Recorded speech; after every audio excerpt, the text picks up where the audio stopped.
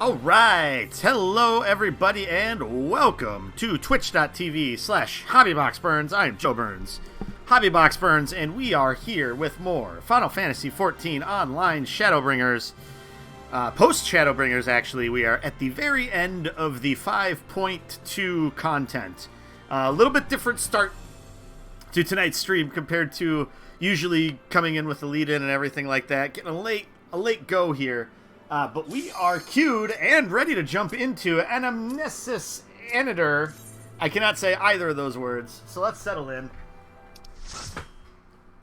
And see if we can figure out how to do this stuff.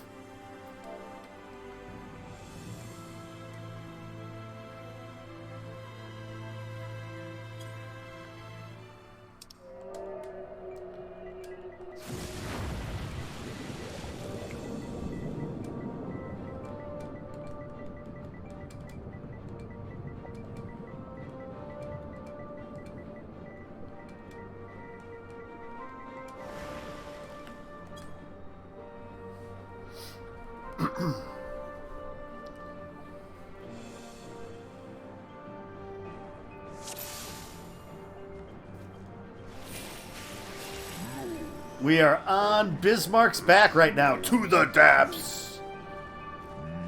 These are poor neighbors indeed.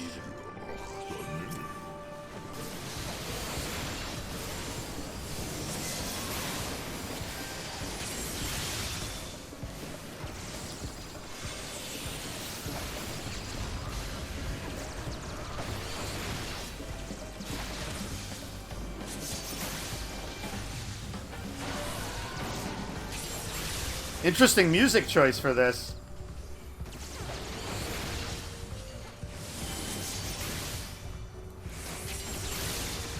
It's like a little bit of light jazz here.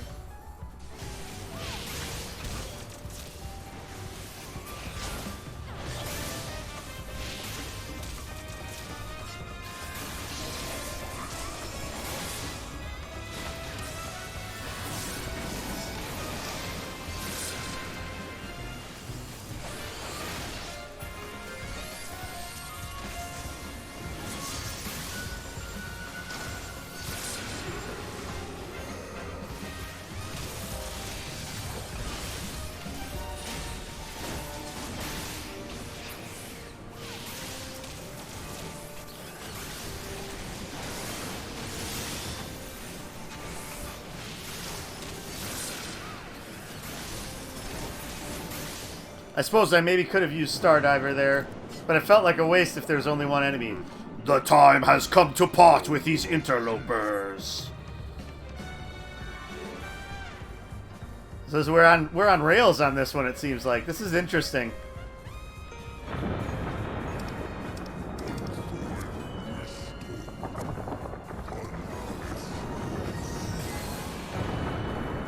This is pretty cool.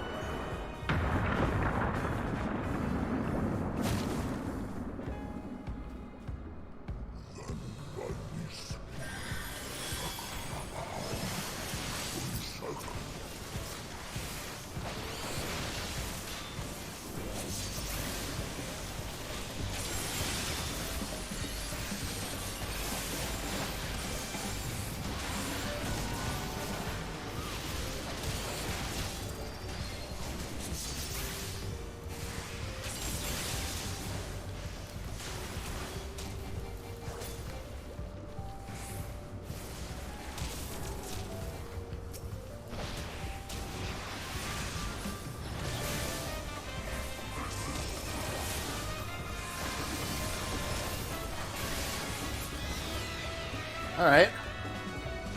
Things are feeling okay so far. Granted, I'm sure we have not even hit the hardest thing yet. Tiresome creatures. Alright, this has no back.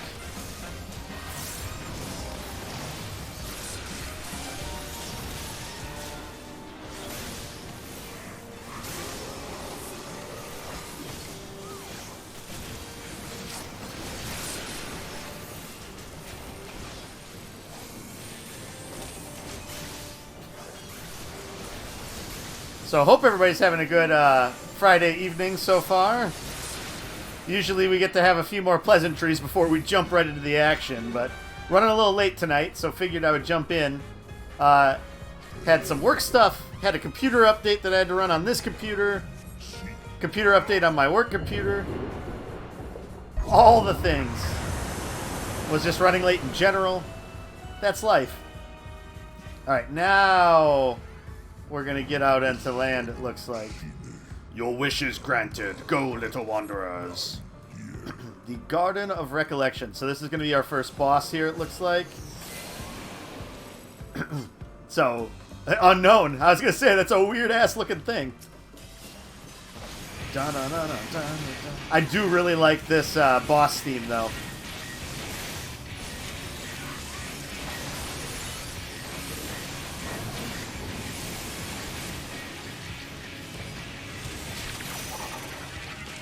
Whoa.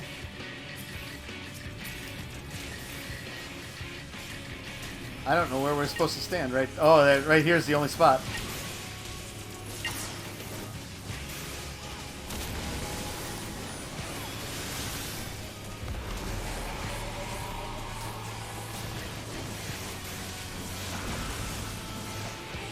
Oh, no!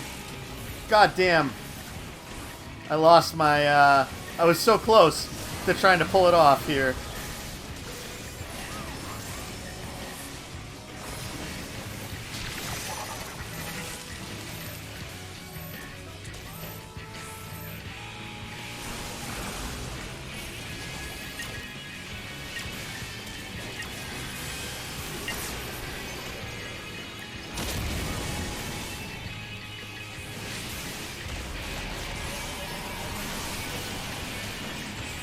We're doing pretty good against him, though, it feels like.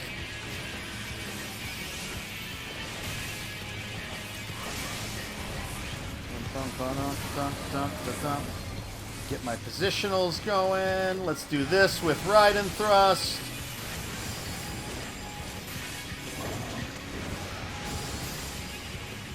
We almost got him dead.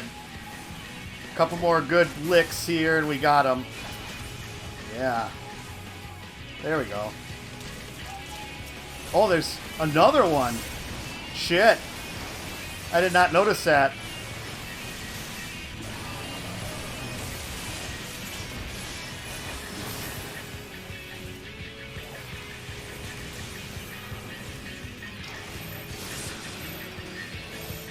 Stack. Hopefully we are healthy enough to survive it. Okay, yeah, we're good.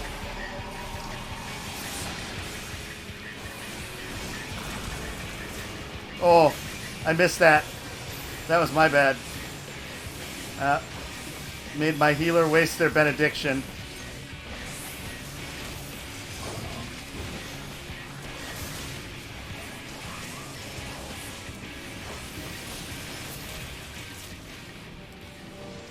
Oh, wasted that lance charge. Well, that was bonkers. You know, just a boss ad.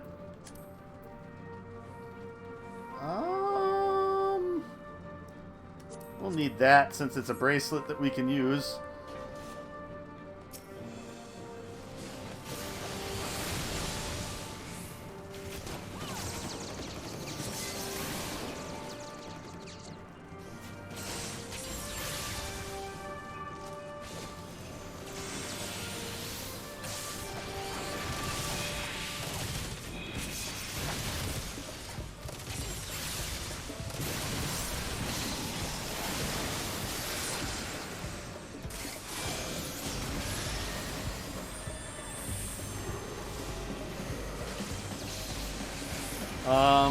Let's do that then.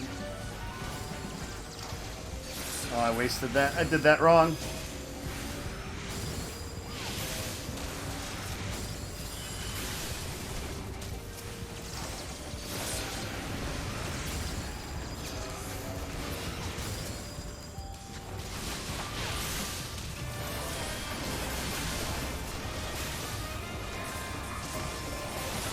There we go. Already on to the next group. I like it. I like the cut of this tank's jib. No nonsense now that we're into it.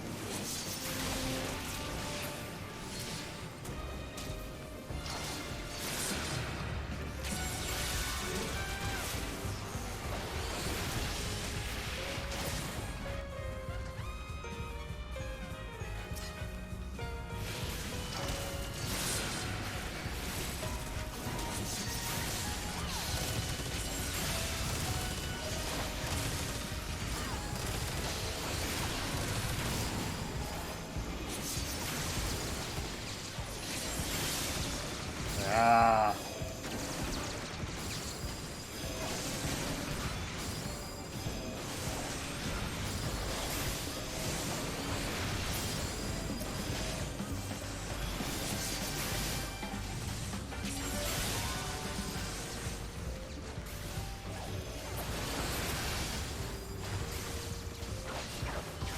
Well, that was wrong. Okay, into the second boss battle. Let's see what this one does. Oh shit. Don't need lag spikes right now.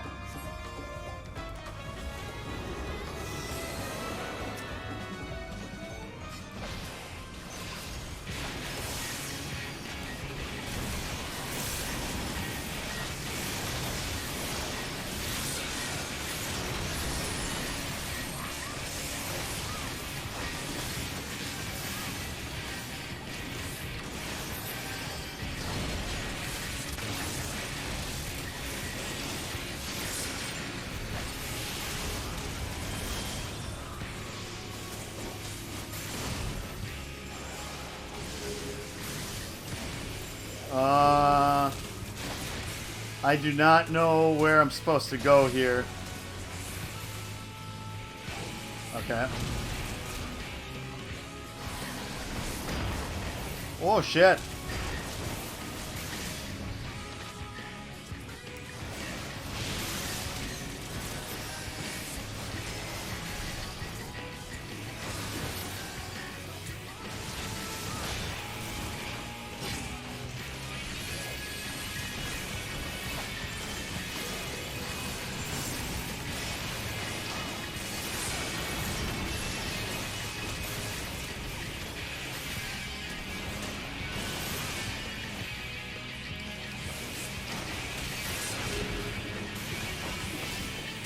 Tricops is channeling ether.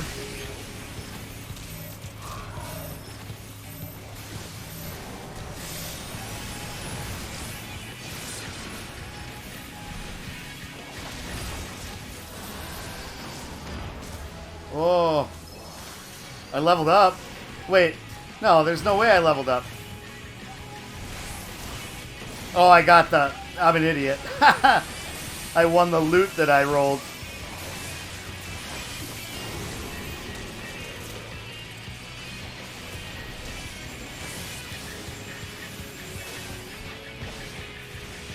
We gotta really finish this dude off, don't we?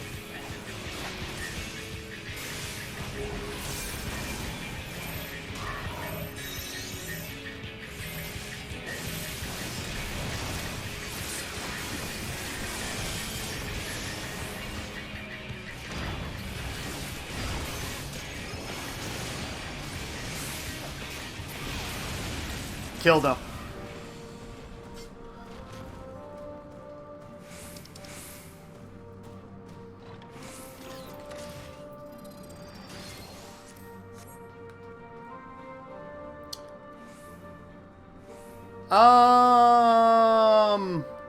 I streamed Monday night, so not quite a full week. Just had things going on Tuesday through Thursday night this week, so unfortunately wasn't able to stream because of that.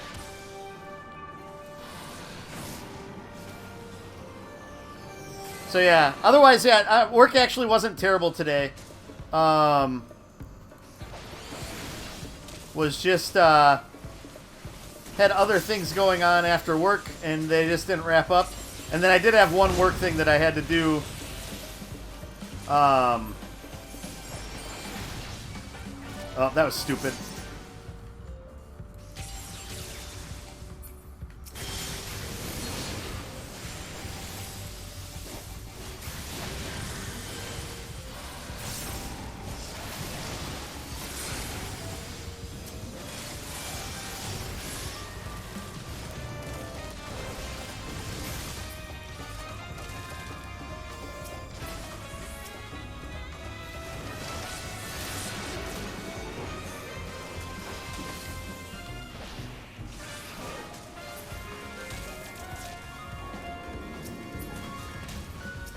Oh, I did not see that other guy there.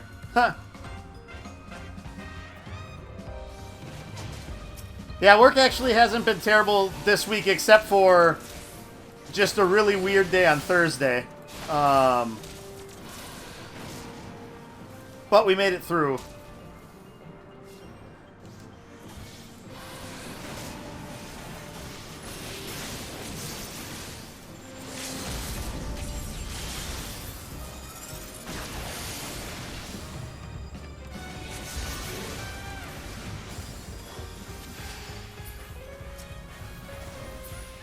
Yeah, I'm trying to figure out who it is we're supposed to focus on here. I'm not quite grasping. So I'll just keep trying to hit everything.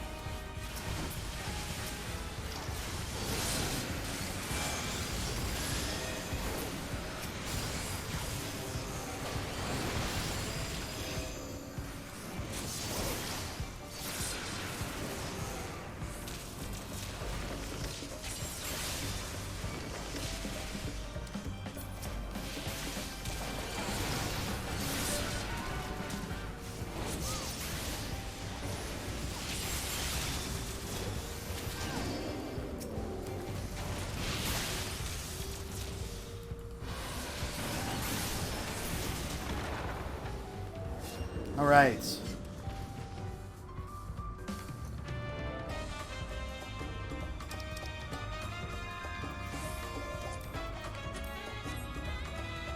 Oh no. All right, we're to the final room then. Okay. Looks like we got description time coming up here.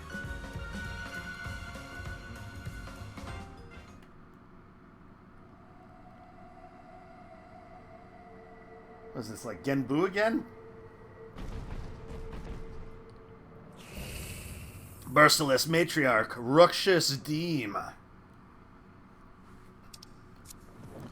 Have to step away right quick after this. Okay.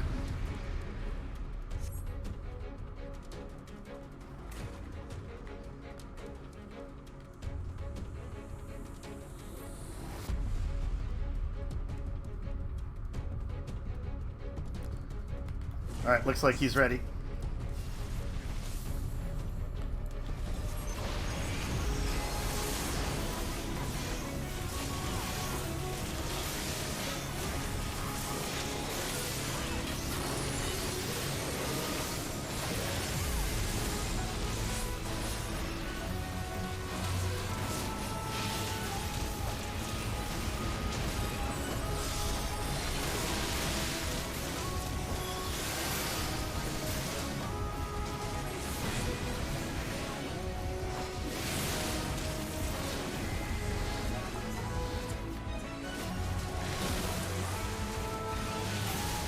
Oh!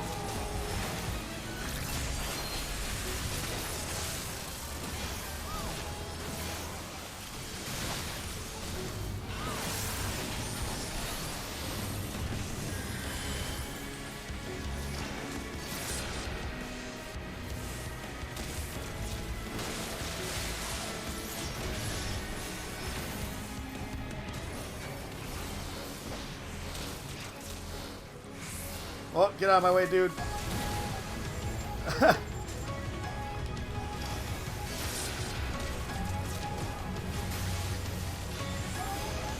Work is always rough. Has to work with you. Ah, you're one of the joys of my job, Adam.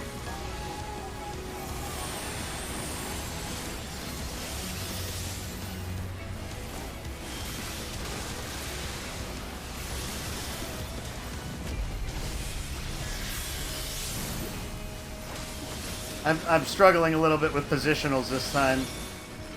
Oh, shit. What do I do here?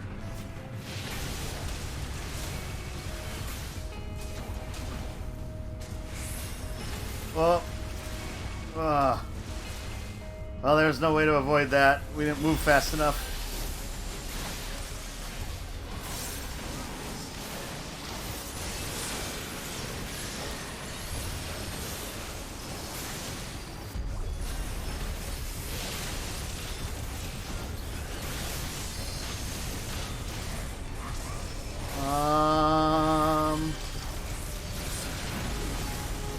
Whoop.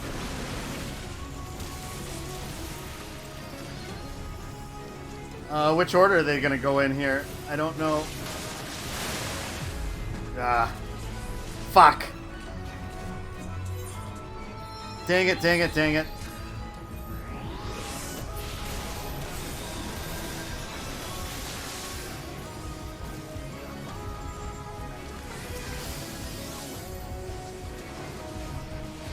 Oh, I screwed that up.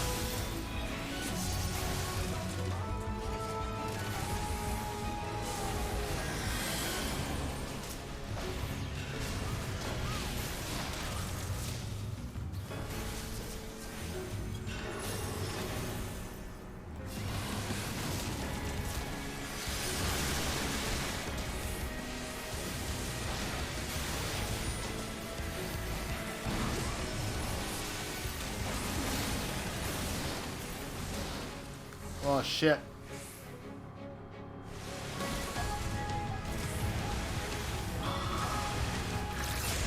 I don't know what I'm supposed to do there.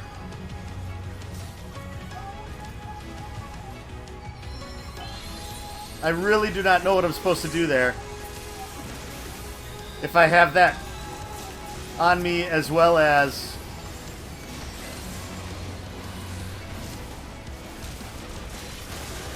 Look to see where his hands are facing. Okay.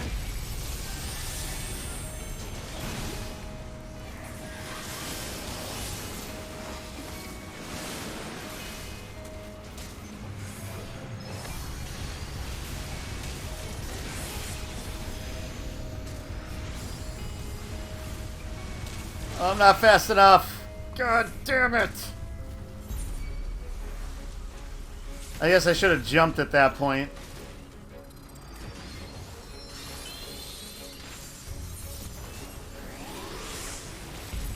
If their hand is facing away from you and that's where you want to stand? Okay.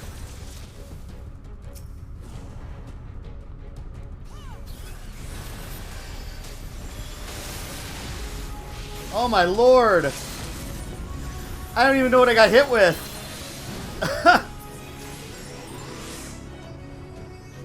Stand on the drains to prevent... Okay, well...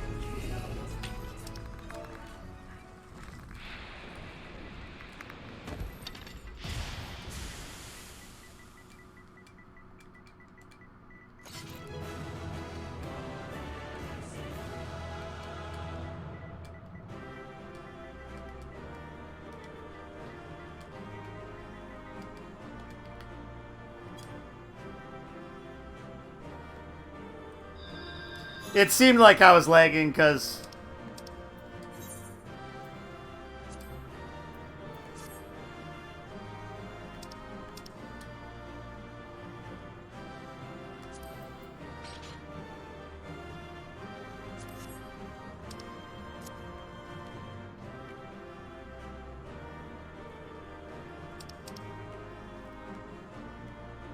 That person's just going to hang out with them. Well, I don't need the loot, so... I received a player commendation. Someone felt bad for me for it being my first time, I guess. But we made it through. That was, what, 3 drops on that last boss? This structure must 4, maybe? an important function. 4. It was 4 because I was dead at the end. Oh well. I too noted the crystal repository on the way. The Benthos seem to employ them in their spellcasting. In such vessels did the ancients preserve concepts, ideal forms to be drawn upon in the act of creation. That so great an abundance should reside here lendeth credence to Ishtola's conclusion. This facility held great significance.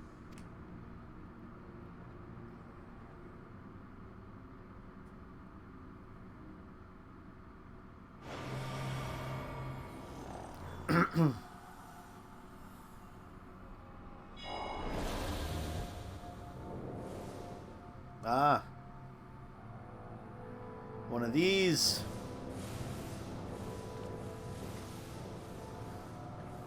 What is the name of their race? I mean, are they actually just Asians? Or are they like Amarashians?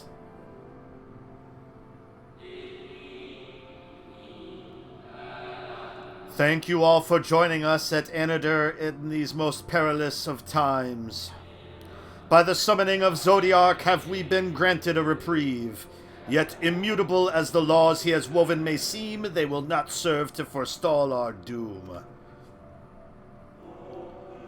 Nay, should we continue down this path, our fate will be the same. I said as much to the convocation, of course, but the stubborn fools turned a deaf ear to my warnings. I had hoped that the defector, at least, would side with us, but I regret to report our overtures have gone unanswered. Whither tend your thoughts, Venat? Where you lead, we will follow. So this must be Venat on the left side here. Just called Ancients once? Okay. Amarat is the city. I shall not speak ill of the convocation. They too seek only to secure the future of our star. Yet it is plain they will not countenance a permanent solution. That being the case, we must ask ourselves a simple question. Are we prepared to pursue our chosen course, even should it mean suffering the eternal condemnation of our brethren? So this is the person that leads creating Hydaelyn, is my guess. If so, I see no further reason to demur. Let us bring forth the light that shall ever after keep the darkness in check. Okay, and so I wonder if Venat then is who Emmett Selk saw in us when we combined with Ardbert. It was they who first summoned Hydaelyn. Their discussion did seem to imply as much, yes. I cannot say I have ever heard of this Venar before. Venar, sorry. It's a fancy name. Venar. For a certainty, Emmett Selk never uttered the name, speak though he did, of the schism which Zodiac's advent wrought upon mankind. Some were of the viewpoint that his power must needs be restrained, and to that end they call forth she who would serve as his shackles. Schism, underrated word. We now know that it was this Venar to whom they looked for leadership. Venar. I am And Venar. this place, in all likelihood, served as their headquarters. The presence of such intimate records attests to that. Well, I mean, those look like big old crystals that we could house things in. Like people's I would hear what else souls. they have to tell us. All of it. Did anyone see the source of the image?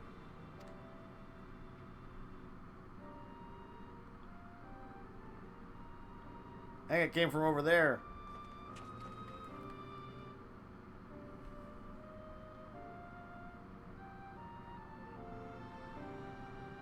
The device there?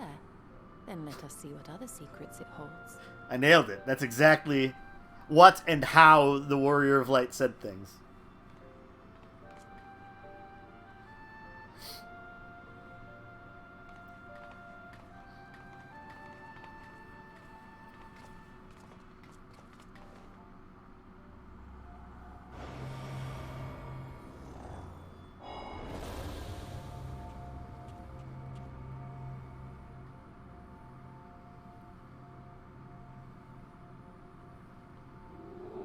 Venar, please, why must it be you?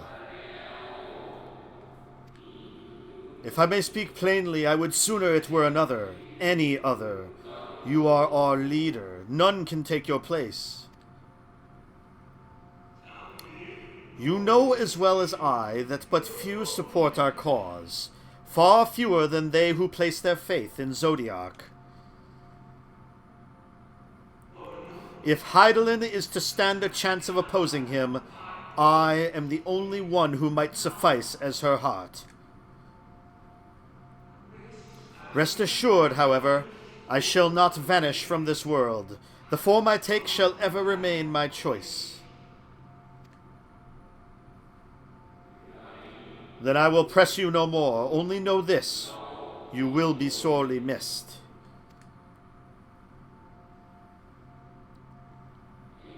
I wonder, is this how the convocation felt about Elidibus? Ooh. That's the guy we're fighting soon. Well, I don't know if we're fighting him. He's the one who's, like, popping up to us now. Kind of because he's the only one left. Air quotes, only one. Then there's the one that was hanging out with Xenos, but... Venar is Heidelin. What? Forgive me, but did that not strongly imply that Elidibus sacrificed himself to become Zodiac's heart? Zodiac's heart. 7 hells. Then who or what are we dealing with? The heart of Elidibus.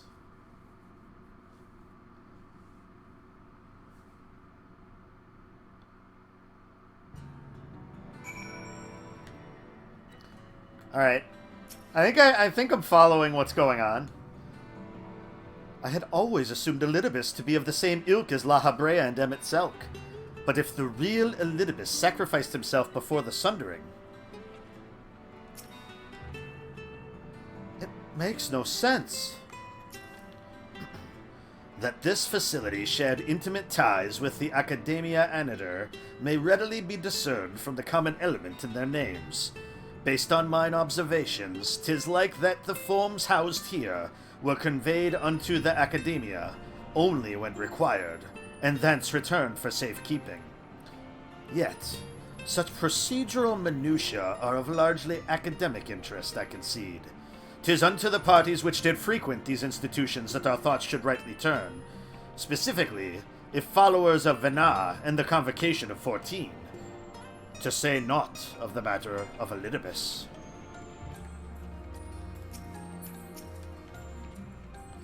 And there I was thinking Immortal was bad. Would someone explain to me how we're meant to kill a being who doesn't technically exist? Do you think we might be able to activate the device again? I should like to hear how those discussions ended.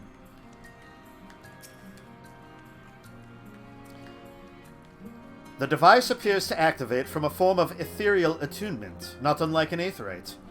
Beyond that, I can say little for certain, save that we should take this opportunity to see what other records it contains.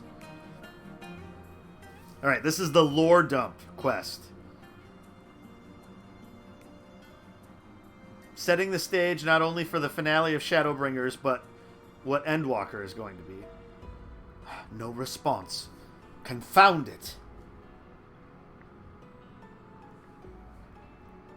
If I may, milady, the panel did formerly emit a soft yet perceptible glow, though it doth so no longer may... Wow. Though it doth so no longer may betoken the depletion of some essential energy within. Jesus. Given how long it has laid dormant, I think it fortunate it functioned at all. That may be, but if we can't get it to work again, we'll be leaving with more questions than we've answered. You, the white-robed emissary, hath ever named himself Elidibus. Yet if the shade spoke true, Elidibus ceased to be ere even the Sundering came to pass. This calleth to mind a truth that Emmett Selk once did reveal in passing, that the names by which we know our foes are not those given to Asians at birth. Rather, they are titles of office, afforded to individuals of merit at such time as the role becometh vacant. Perchance the Elidibus at Zodiac's heart and the emissary with whom we are acquainted be not one and the same, but predecessor and successor. I guess that makes sense. It's possible. If the previous Elidibus perished before the final days, the one we know could still be a survivor of the Sundering. And yet, something in that explanation rings false. I will remain for a time. I would not abandon my attempts to revive the device so soon. There is more to learn here. I can feel it. In matters of aetherology, I know of none as capable as thee. If there existeth a means to learn more, thou wilt surely find it. Whilst thou art thus engaged, we shall attend to matters on the surface.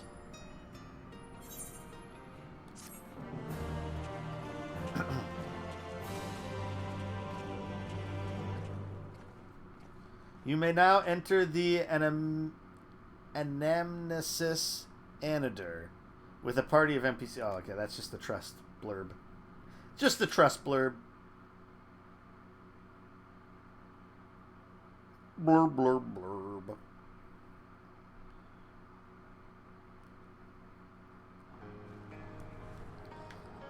Oh, okay, right there. That makes sense. Reen, what do you have to say? Does she really not mind working alone? Oh, she's always like that.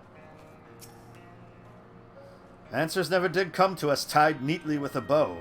We'll get to the bottom of things eventually. While it is true our findings have raised more questions than they have answered, it is not impossible that Y'shtola will gain access to... Dang it! I'm reading lore!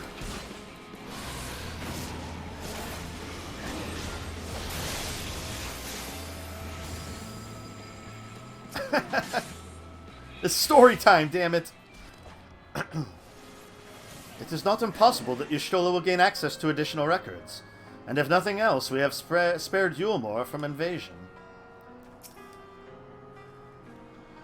Hopefully this will make the Benthos think twice before raiding the stores of their fellow Ondo again.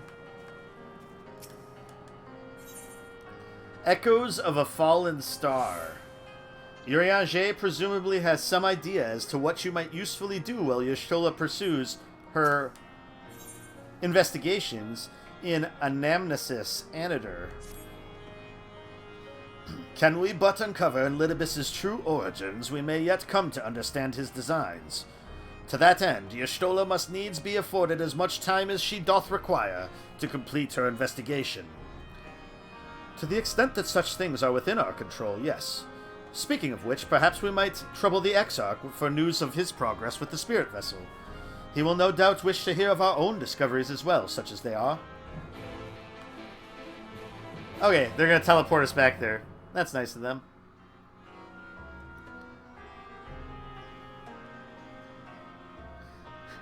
So, Baby Smell, you love this game, but you think the game is a little too forgiving when it comes to rezzing people?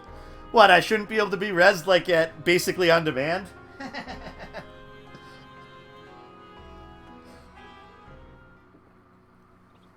I'm honestly surprised the healer kept rezzing me. I figured at one point they would have just left me down.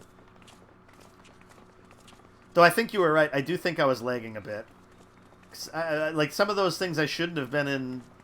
I shouldn't have been in any harm, and yet I took damage. Dare I ask what's going on? And I did have that little lag spike right before we got to the final boss. Or it was at one of the hallways. Ah, excellent timing. For me, in any case. Uh-oh. We have a problem. Ardbert. The vast Probably. majority of those gathered here are presently in the employ of the Guard or else one of the facets, and no longer wish to be so. Heh. In principle, all are free to change vocation at any time. But a city does require a certain number of people in these positions if it is to continue to function. For the moment, I have asked them to postpone their resignation until such time as replacements can be found. As you may have surmised, we have the Warrior of Light to thank for this. Can they add an air quotes The remote? Warrior of Darkness. Varard.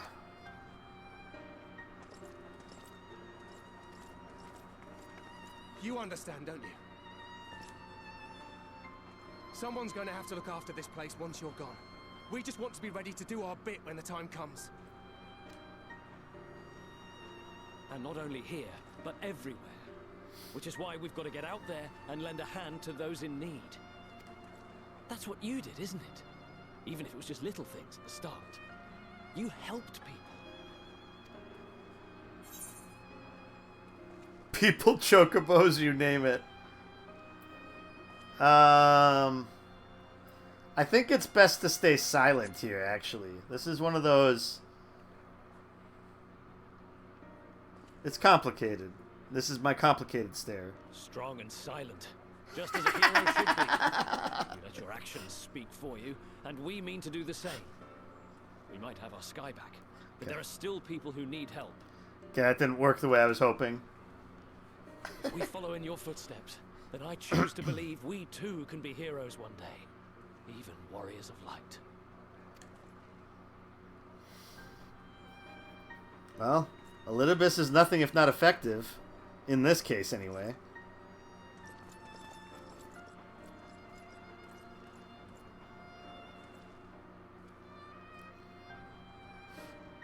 What are we to say to that? We can hardly tell them they are mistaken. They seek but to do good, as you have. But no more can we stand idly by and suffer a paragon's scheme to proceed unchallenged.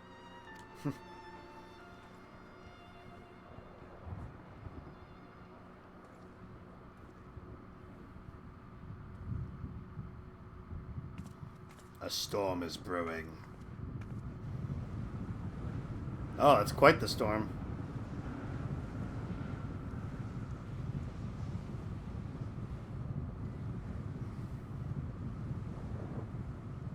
What in the world? What's happening to the sky?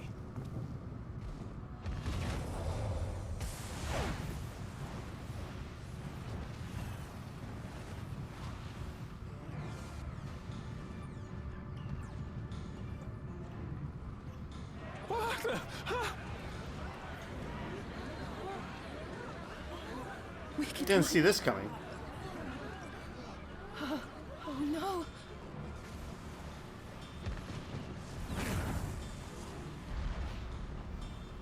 By the 12.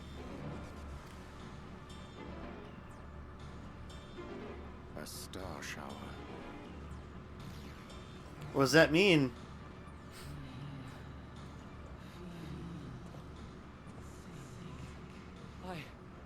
I hear a voice. You and all. Why does it feel like it's inside my head? Felt like it was inside my head, too. Feel? Think? I hear it. Me too. Did I not tell you, my friends? You are warriors of light! Ardbert. Well, fake Ardbert. You're back!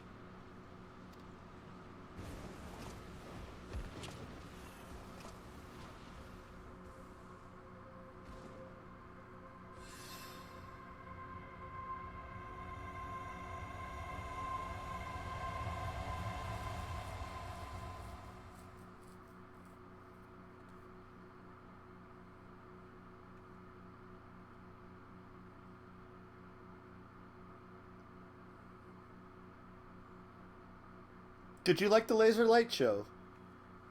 I'll be here every Thursday. What you hear is the voice of light itself, and it has blessed you with its power. Welcome to the fold.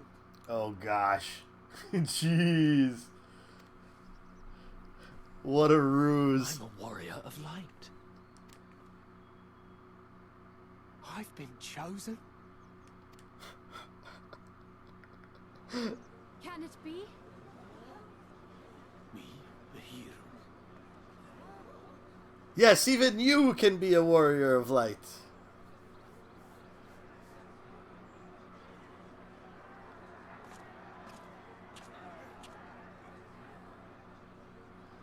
Yeah, he's like one of those really bad televangelists. Wait! Rabble rousing. The falling stars, were they your doing? And why do you need warriors of light? What, am I to reveal my plans simply because you asked? Nay, I think not. Though the stars, I acknowledge mine. A convenient illusion, apt to awaken what little is left of the power that once resided in your sundered souls.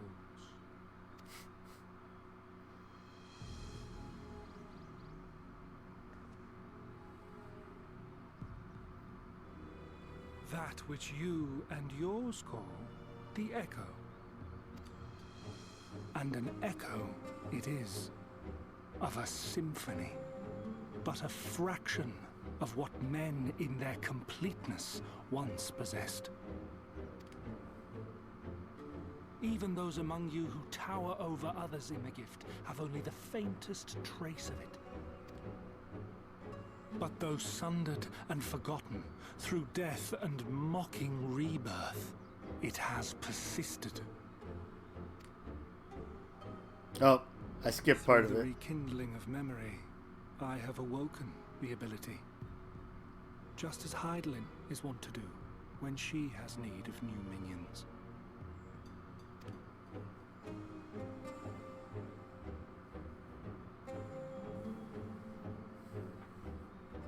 The Echo hath ever been thought a gift from Hydaelyn, a boon granted solely to her chosen. Yet thou wouldst claim she merely awakeneth the power that men should hearken unto.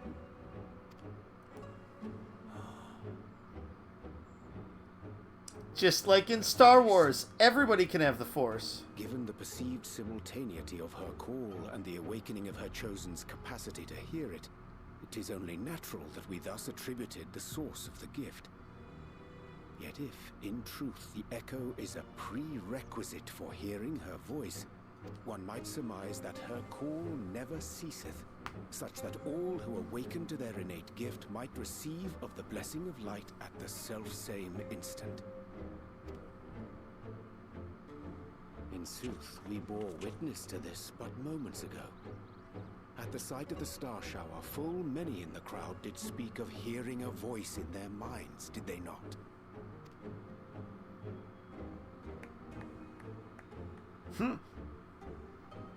Just so.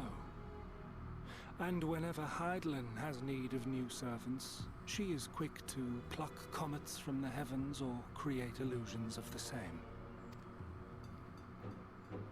Why then didst thou conjure this vision, full knowing that thine age-old foe would thus claim those awakened to the gift? Because he wants to have lots of light here so that the plan continues. Foe? You must be mistaken.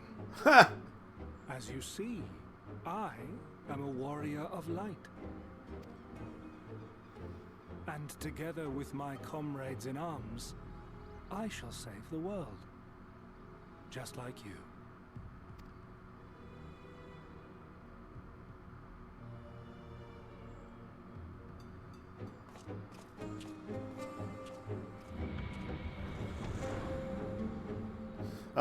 People don't pay attention to that.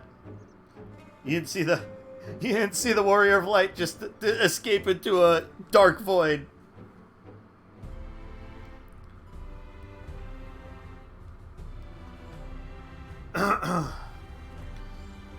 The plot thickens. It did remind me of it. Amarat, I mean. All the fear and the sadness. Unsettling though this is, I'm certain our friends in the Guard will use the Echo well. Or with good intentions, at least. Though I like not what it portenteth. Having been treated to so unambiguous a demonstration, I cannot well conclude aught but that star showers are indeed instrumental in awakening the Echo. Yet we need not attribute such credence to all that Elidibus hath claimed, that he too seeketh this star's salvation for one. And there he goes again, though I don't suppose he would have given us an honest answer about his history had he stayed. Well, where to talk to you, Reen? The more Elidibus reveals, the less I understand. But that he has made a fine mess of things is plain. That he has. More lore dump. Boop, boop. He is gone, then?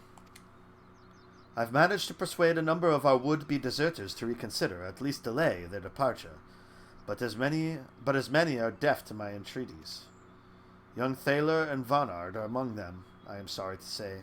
They have quit the Guard. Hey, DeWatt, how's it going tonight? Nevertheless, I wish them well. Whatever Elidibus's plan for them might be, the pair have only ever had the best of intentions. One can hardly blame them for thinking themselves heroes elect, not after having been blessed with the Echo, and it is not as if they haven't shown the requisite spirit. Taking it easy, that's good, that's good. I quite agree, though the impetus for their sudden departure may have been words falsely spoken.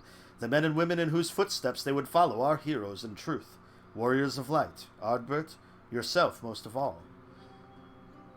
And so I would ask a favor of you. Speak with them ere they embark on their journey, and furnish them with what wisdom you can. They've set off for the Amaro launch, but you should still be able to catch them if you leave now. Worth the effort, I'd say. If I recall correctly, the Elder Seedseer took the time to usher you out into the wider world many moons ago. I think that comparison rather flatters Thaler and Vonard, but the point still stands. They would doubtless be greatly encouraged were the Warrior of Darkness herself to see them off. If thou art willing, I prithee go. Thou mayest safely leave the task of unfolding that which did transpire at Anamnesis to us. Word trips me up every time. Anamnesis. To the Amaro launch. Ba, ba. Stormhound.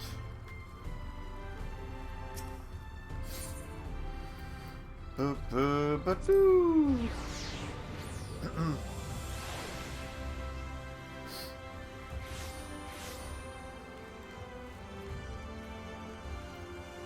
Been playing anything interesting recently, DeWatt?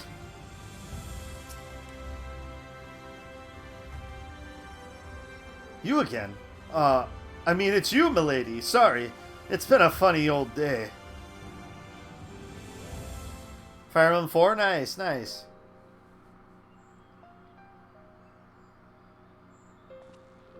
Oh. You can be sure we'll take those words to heart. I still can't believe it. You coming all this way just to speak to us. I swear we won't let you down. So long as it helps someone, we'll do what needs doing out there, no matter how small. And when larger threats loom, we'll be ready to face them. You see if we aren't.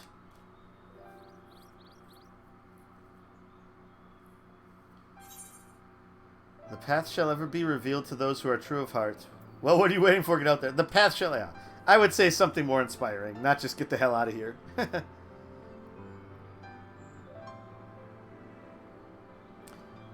We'll be off then. Farewell, Warrior of Darkness, and thank you. Ha! They were never heard from again. I'm sure they'll pop back up. They're all pawns in Elidibus's game, so somehow something bad will happen to them, unfortunately. Fire Emblem 4, that was the last one that was on the Famicom, right? Because then it was the... Because was it the fifth one was the first one on Super Nintendo? Or Super Famicom? Or do I have that backwards? No.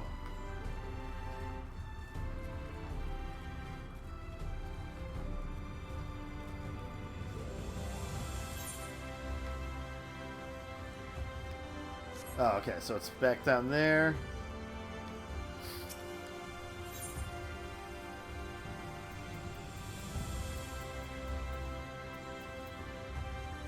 Or was it something where were there 6 of them on Famicom first? Back to the Docile Gate.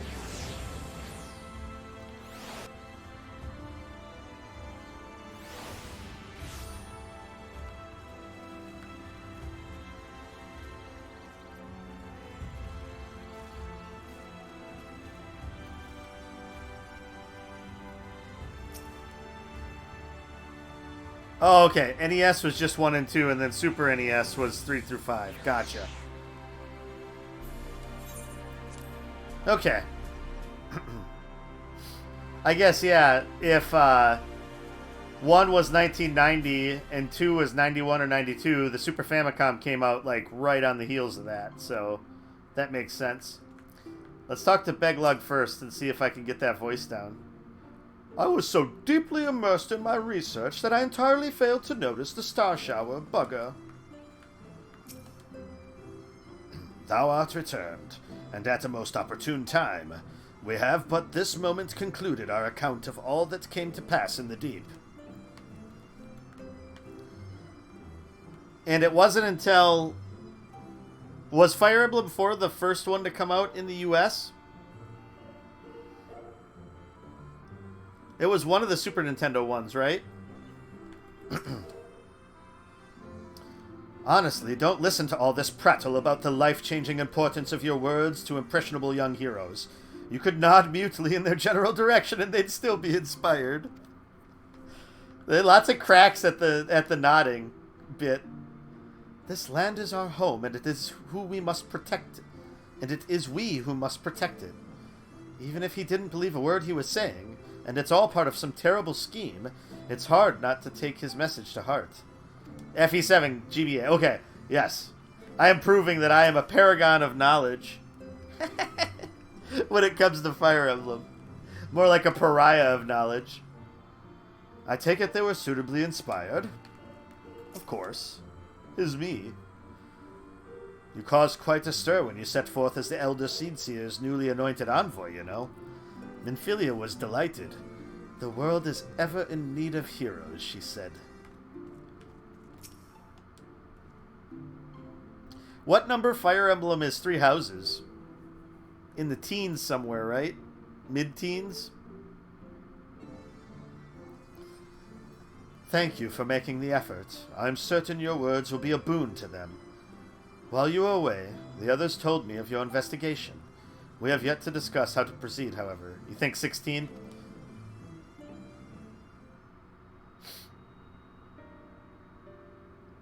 While your findings in Anamnesis Anadur do raise important questions as to the identity of our adversary, we are no closer to discerning his design.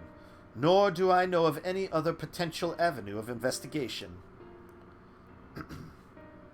For which reason, we must needs trust to Y'shtola's ingenuity, and wait for her efforts to revive the Ancient's device to bear fruit. What if I were to attempt to follow the emissary? Elusive as he is, his plan compels him to court public attention. He shouldn't be impossible to find. Especially for one of your experience, it does seem worth the attempt. Then I'll come with you. Safety in numbers. He's going to disagree. Yep, nailed it. In combat, perhaps, but where stealth is required, the opposite is true. Happily, I don't plan on getting myself caught, so you've no need to worry. Nor do I intend to vanish for moons on end. We still have the empty to attend to, don't we? All right, then I look forward to your return. Then it sounds like the rest of us should avoid doing anything which might prompt Elidibus to look too closely at our movements. Insofar as it's possible, I recommend we limit our activities to the Crystarium. Well, what fun is that? Speaking of which, Exarch, might I ask if you've made any progress with the spirit vessel? Of course. We are presently studying the principles underpinning memory transference and, I believe, nearing the requisite level of understanding. Less hearteningly, practical trials of transference methods suited for use with the vessel have yet to yield satisfactory results, to put it mildly. But there are still many promising possibilities we have yet to test. Indeed. Though it may take some time yet, we are well on our way to a solution. And I shall not rest until one is found. Though we are all grateful for thine unstinting efforts, thou needst not labor to the exclusion of all else. If it would serve to lighten thy burden, however little, I should gladly offer mine assistance. Quite. I, for my part, will do what I can to ensure that the Crystarium continues to run smoothly, in spite of recent disruptions. Then perhaps I could help. There must be something I can do, even if it's just guard duty.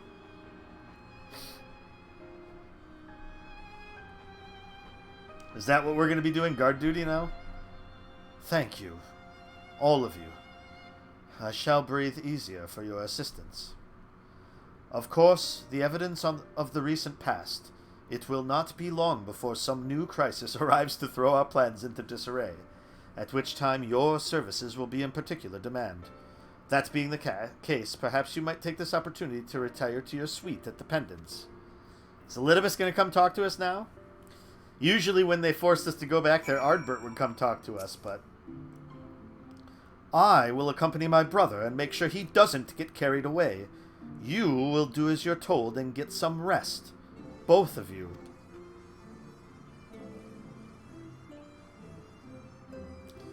Alisay's getting very demanding here. Honestly, he's a danger to himself.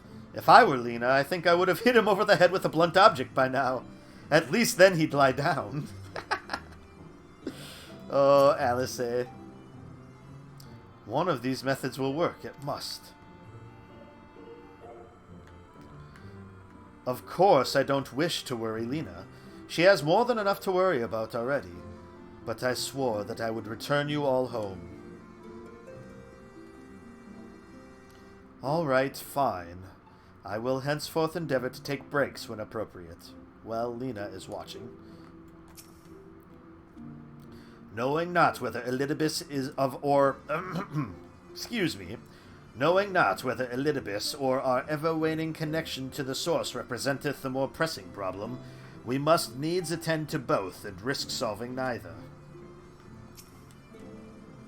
Never fear, I too will continue to assist the Exarch to the best of my ability, and if that means casting the odd sleeping charm, so be it. Alright, everybody's looking out for the Exarch here. That's good. There is sure to be no shortage of potential heroes upon whose good nature Elidibus will try to prevail. The trick will be in anticipating which settlement he'll direct his attentions toward next. He'll probably go from largest to smallest, so you more next, maybe? Ought we to inform the citizens that the star shower was an illusion, do you think? They might sleep better for the knowledge that no damage was done. There's so much to be done and so little I can do to help. But you can count on me to play my part in the empty.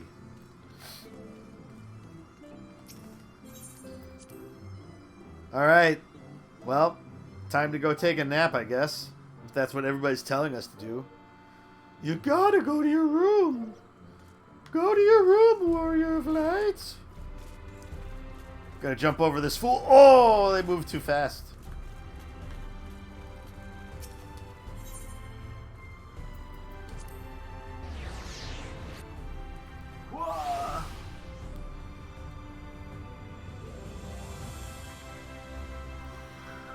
Ba ba ba ba ba.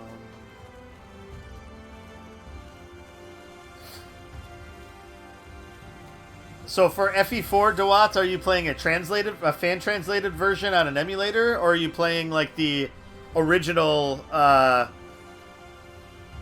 original Japanese version? A pleasure as always, Mistress Tobu. I am relieved to see you are unharmed in the earlier commotion. Though if I may, you do look somewhat weary. I presume you will be retiring to your suite? Very good. Do let me know if there is anything you require. Emulator Project Naga. The story is one of FE4 strong suits. Gotcha.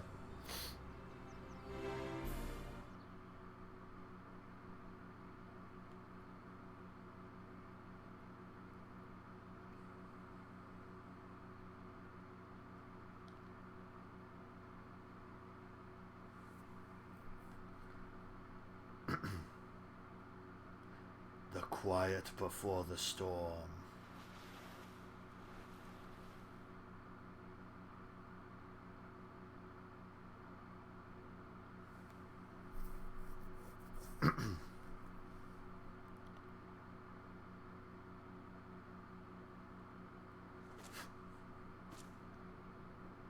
Hard to get good rest sleeping in your armor.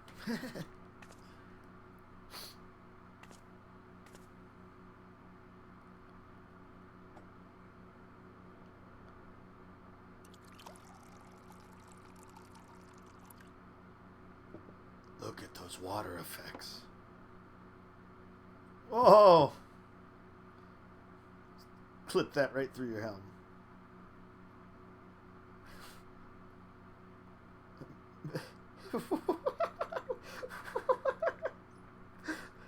Oh, for a second I thought that was somebody in like the wardrobe or something. Like they were sitting in my armoire. Mistress Tobu, it's Glynnard from the Wandering Stairs. I apologize for calling so late.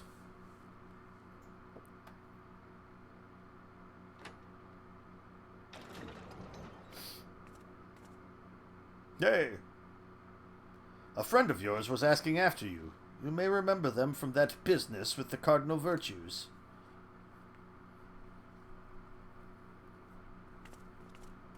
Hey, buddy!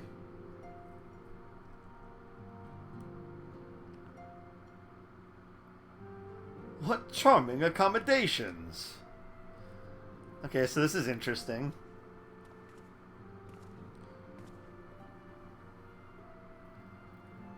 I had come to dine at the Wandering Stairs, you see, when I spied a considerable gathering of locals. Then the sky caught fire, and well... You must know what it all means. Anything you'd care to share with a friend? Oh, where to start, Louis Reek?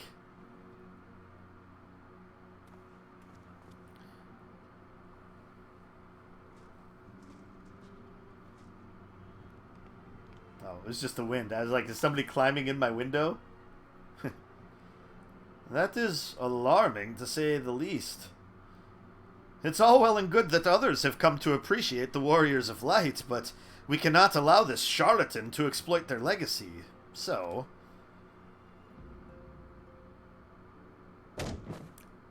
Yes! Why not?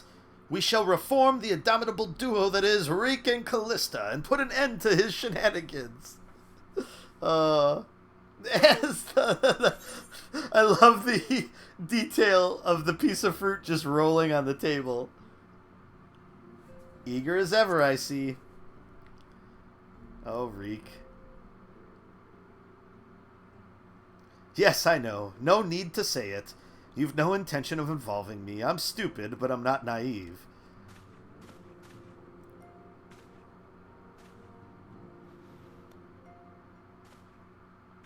Yep, back to eating.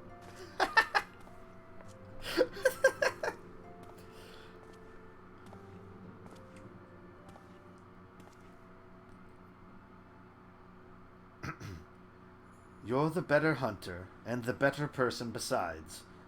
I'm reminded of Renda Ray, though that's hardly a surprise, is it? For her sake, for all of theirs, show this pretender what it truly means to be a hero.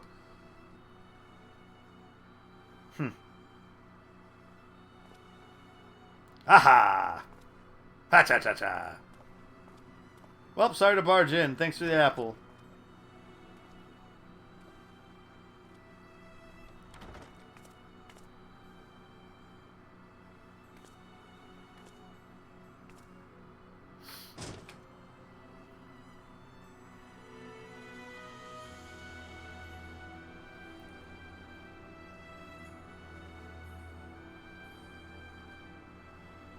So, if each of the sundered stars, meanwhile, in the Crystal Tower's umbilicus. Yeah, we'll get back to that thought. Put a pin in that.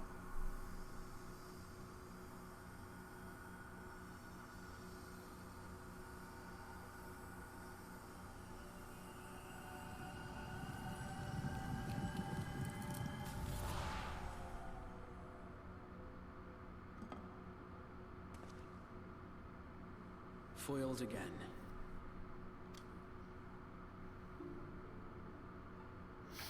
If I cannot imbue the infernal thing with my power via magical means, we may need to devise a way to infuse the vessel with my blood after all. Uh-oh. Art thou unwell? Eczema.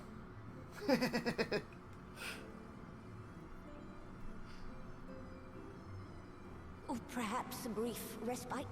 It wouldn't do to overtax yourself.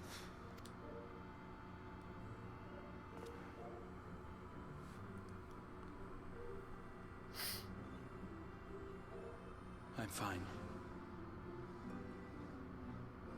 And given to stubbornness, I'm afraid. Especially when I have a stake in the outcome.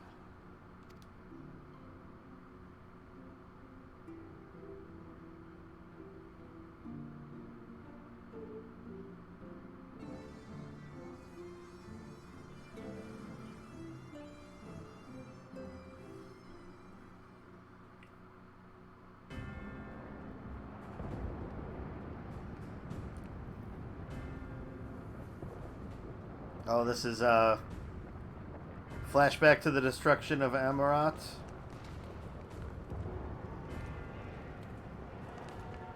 Nope. Oh, this is Garlemald. Oh, no? No. Oh.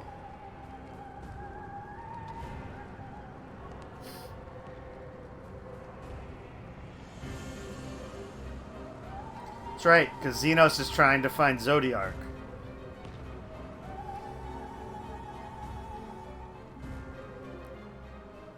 So he is down in Amarat, then. I take it.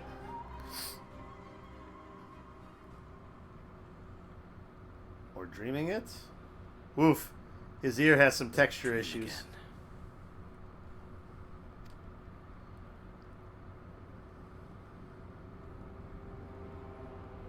Meanwhile, in the source. Okay, so he was just dreaming.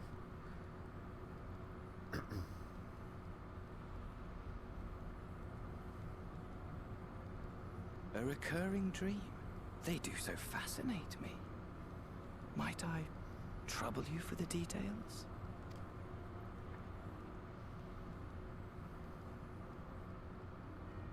I have always dreamed of it. Fire falling from the heavens, and the city, nay, the whole world ablaze.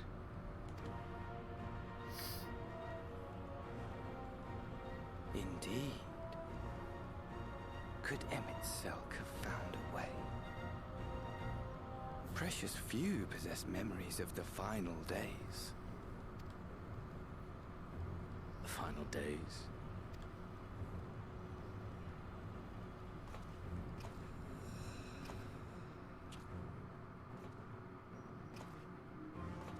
Why, yes. Admittedly, my knowledge is mostly second-hand, but if you are interested, I will gladly tell you the tale.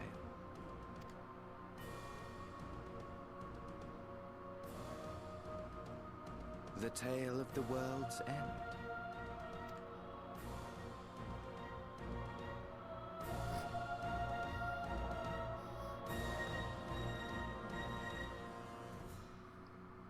Like, the tale of the world's end should not be followed with a smile like that. Unless you're talking about the film with Simon Pegg. Then that's okay. In the name of the light. The manager of suites is looking a little anxious. Ooh, we get a cutscene with the manager of suites. Ah, Mistress Tobu, will you be venturing forth today? Do be sure to take care if so.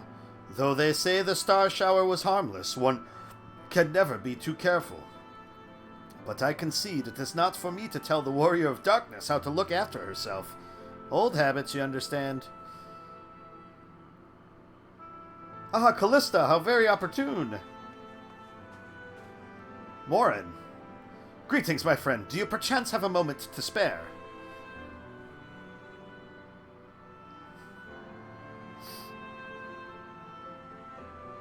Wonderful, wonderful. I wanted to thank you, you see, for revealing to us the truth of the Warriors of Light. After all these years, your tales set the record straight. Finally, the people see them as the great heroes they were. Or the great hero he is in the case of Ardbert. You too were surprised to see him, I think. Just a bit. I mean, it's not him, but...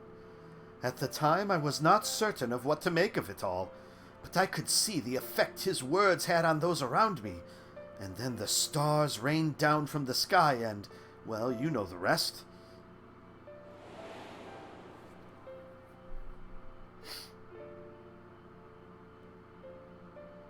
When the commotion died down, you were nowhere to be seen, but I was determined to express my gratitude, and so here I am. Thank you, Callista, for giving voice to the truth and restoring the Warriors of Light to their rightful place in history. Should you perhaps wish to have your account of these matters committed to writing, I would be more than willing to serve as your scribe. Indeed, if there is anything I can do to help, anything at all, you need only say the word.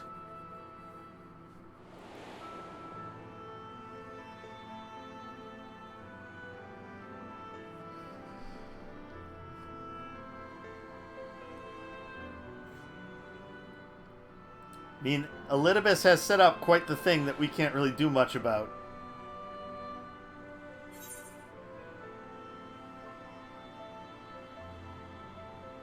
What can you tell me about the Warriors of Light? I beg your pardon? You wish to ask me about the Warriors of Light? Forgive me, but I dare say you already know more about them than any living soul. Save for Ardbert himself, of course. Unless you refer to the Warriors of Light more broadly. If so, I may yet be able to assist you in some small way. Excellent. I shall return to the cabinet at once and look up the relevant texts. Pray join me at your earliest convenience. No rest for the righteous, it would seem. Do not let me keep you, miss. I bid you a pleasant day.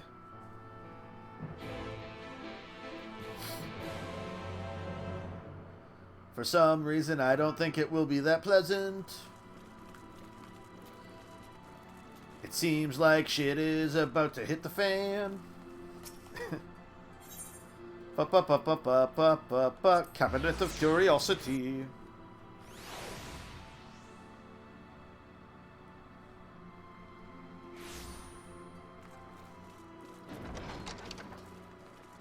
And up we go.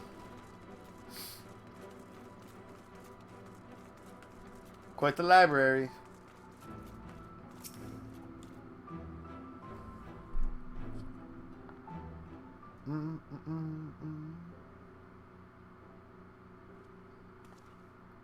Ah, Callista, excellent timing. I have but this moment finished gathering the materials for our lesson. As a great many works make reference to the Warriors of Light, I shall, with your permission, focus only upon the details that seem most relevant. Nod. We're going to join. We want stories too. The Warriors of Light, you say? Forgive us, but we couldn't help overhearing. We've been out keeping watch over the Crystarium, but it appears to be business as usual. So I thought I'd spend some time brushing up my knowledge of familiars, and Elfino volunteered to help. I actually came on a different errand, but I'd be interested in hearing about the Warriors of Light as well. May I join you? No! Get out of here!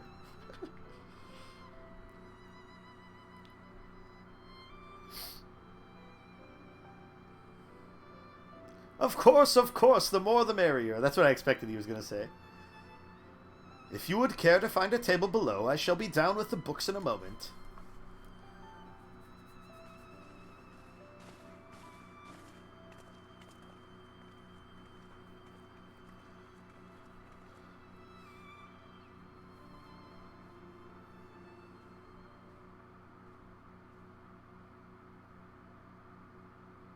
Were one to pore over the annals of Vrandic history, one would note the comparatively frequent recurrence of individuals hailed as Warriors of Light. Ardbert and his comrades require no introduction, but many others bore the epithet long before them. To name but a few, there was Tolthwil, legendary first king of Lakeland, Rodfort and Solard, the fabled Drawn and Galgant duo of Volbert.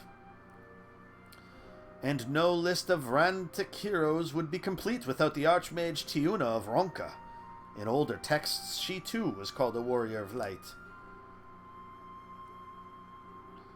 It did surprise me how ready people were to forget the negative associations of the title, but it makes sense if it's been around for centuries. Verily, in ages past it was simply a synonym for hero. In the wake of the Flood, however, light came to be regarded with fear, the title used not to exalt, but to revile.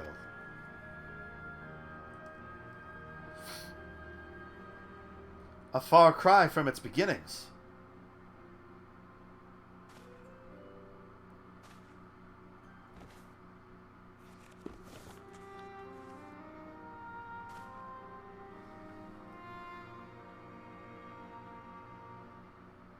Oh wow, that's like one of the original Final Fantasy 1 artworks. This, my friends, is Norvrant's oldest epic, the original tale of the struggle between good and evil. In a time when all lay shrouded in darkness, the prophesized hero rose to deliver the world from its doom. Fighting in the name of the light, the hero styled himself its foot soldier, and thus did he come to be known as the Warrior of Light. Curiously, in the centuries that followed, other heroes appeared who claimed the selfsame epithet, despite sharing no discernible connection with their predecessors. And in time, Warrior of Light came to be a name accorded to all men and women of uncommon skill and valor.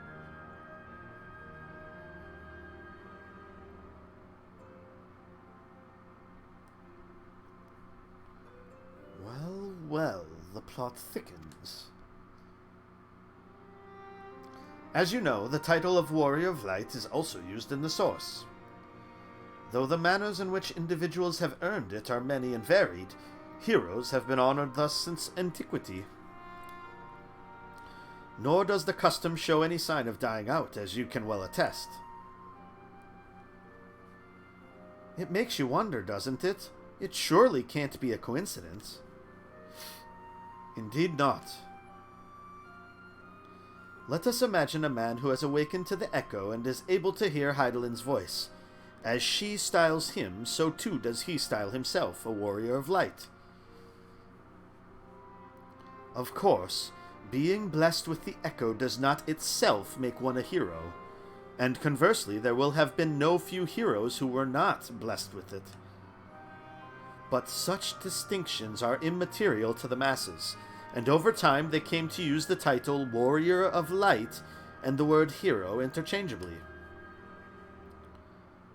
Sounds about right. It would be interesting to see if the theory holds true in the other worlds, if crossing the rift were that easy.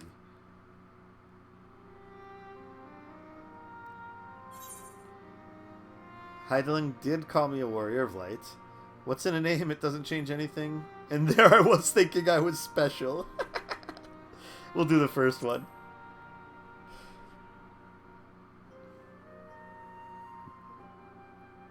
She did? I've never heard her voice myself. But I can feel her presence, perhaps through Minfilia. At any rate, assuming all of this is true, and there's a common thread between the epithet, I doubt the Asians will have been amused. To have the world at large associated with light, and by extension Heidelin, with good must have added insult to injury.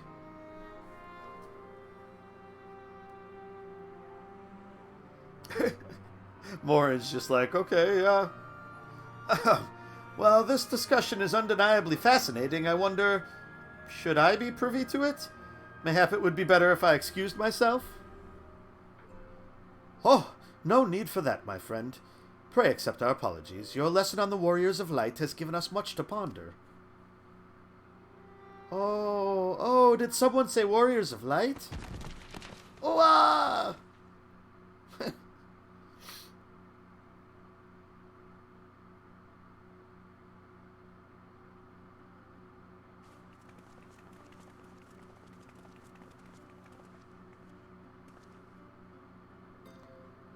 Ricky Tio, are you all right?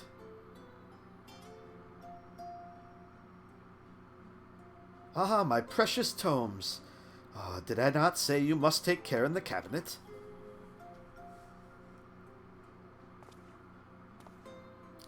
You too, Arkil. Earwell. We're sorry, Master Moran. Aren't you? Nope. The Warrior of Darkness.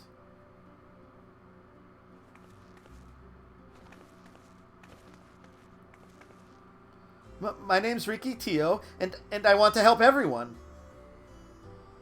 Please, tell me what I have to do to be a hero, to be a warrior of light.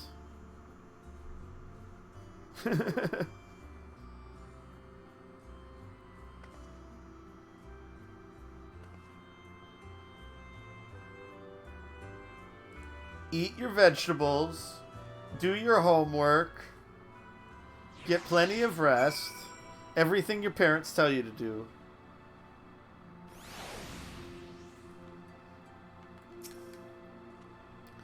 Setting aside our misgivings, it would seem churlish to discourage the young lady. Let's hear what she has to say. No harm done, to the children at least.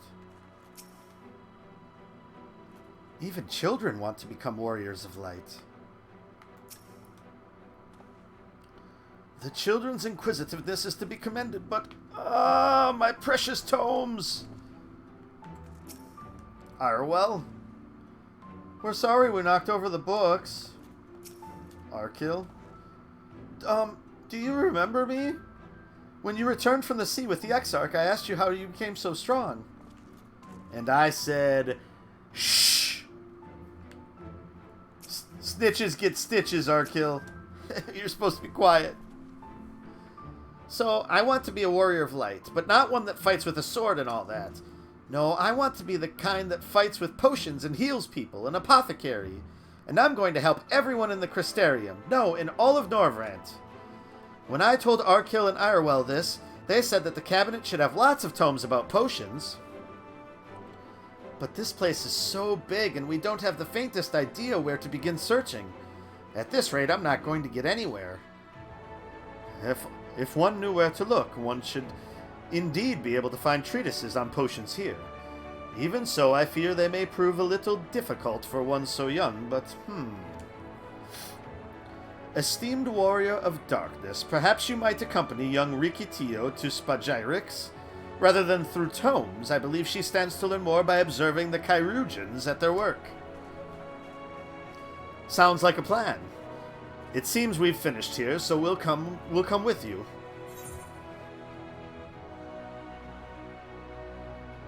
Last one to Spagyrix is a rotten egg. Ha! I'll have you know I'm really fast. You're going to be the rotten egg. Ah, they're faster than me. I only have 20 seconds of sprint.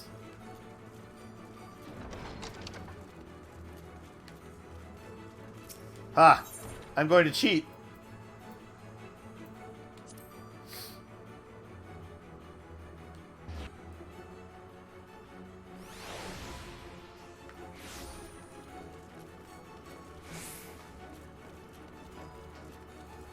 That probably wasn't faster, though. They're going to be there, aren't they?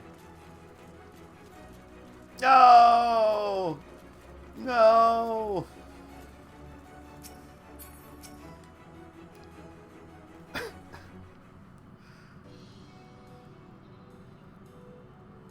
You said you were bored, Chesamil. Well now, to what do I owe the pleasure of so many bright-eyed visitors?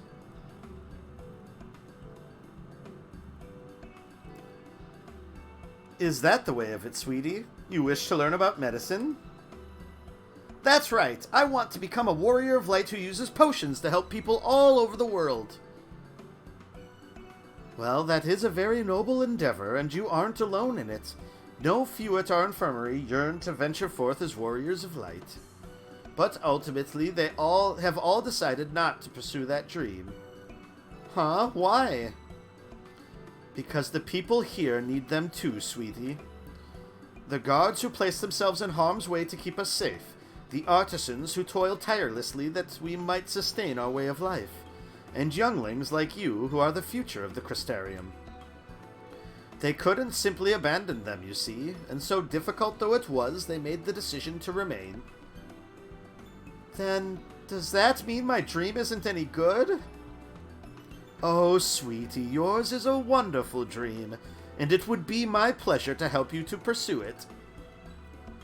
If we all work hard, the day will come when our Chirurgians may set forth to aid folk in every corner of the realm.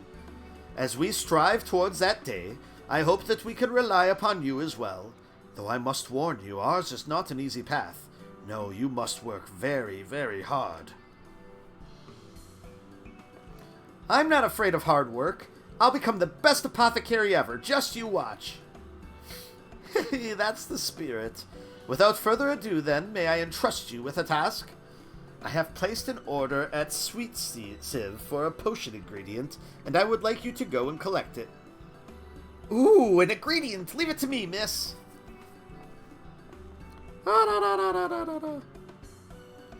My, such an abundance of energy. Though I can't help wonder if she'll be all right by herself.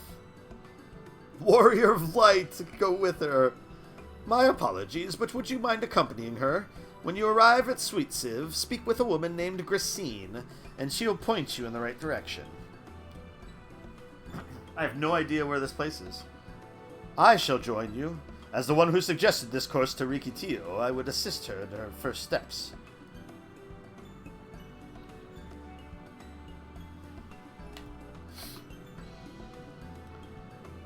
And what about the two of you? Are you coming along too? Well, we do want to become Warriors of Light, just not the same kind as Riki. So we'll wait for you here, Warrior of Darkness. When you return, please teach us how to fight. Yeah! In that case, Reen and I shall keep them company and take the opportunity to ask about their aspirations.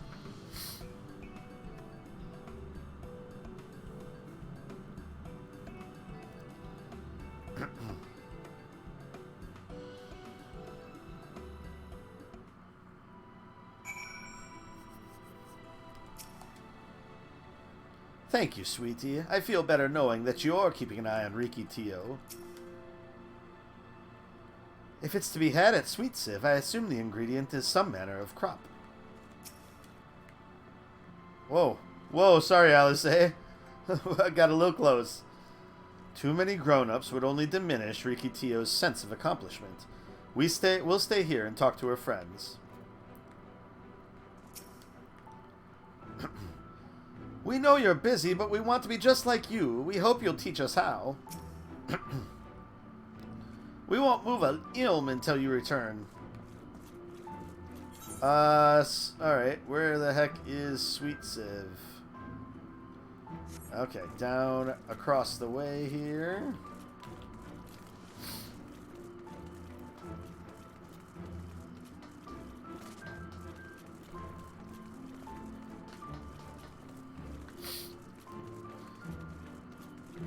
This is the calm before what is probably the inevitable storm, I would guess.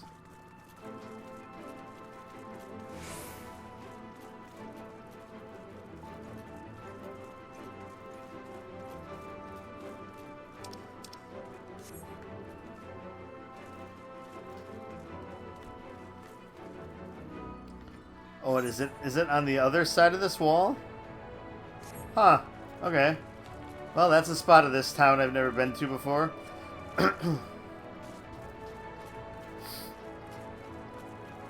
I thought it was just one of these shops along the way here.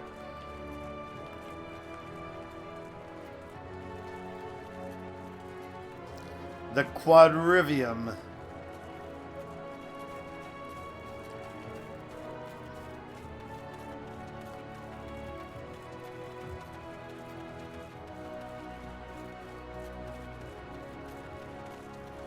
Minstreling Wanderer.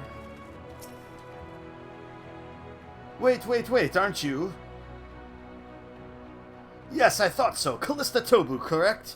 You've been keeping very busy if all the rumors are to be believed.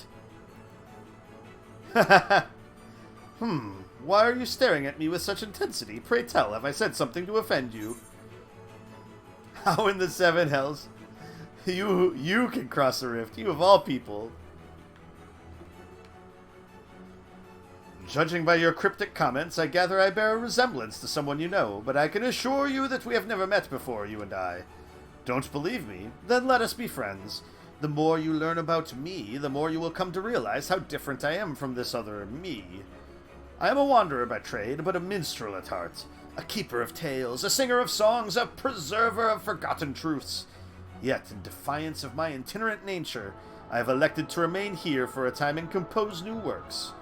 You being a traveling sinner, I'm sure you've seen your share of adventures. Such stories often serve as the best sort of inspiration. Perhaps I could persuade you to regale me with one or two. Maybe another day. That'll be just like the hard mode of some of our trials, I'm guessing. You see that I'm in 5.3, the waterworks are about to start running? Yeah, I've heard it's pretty emotional. If it isn't the warrior of darkness herself, may I assume you are with Master Elfino? I use an iPhone. Right. Lest you wonder, Chesameel's order is for grapes.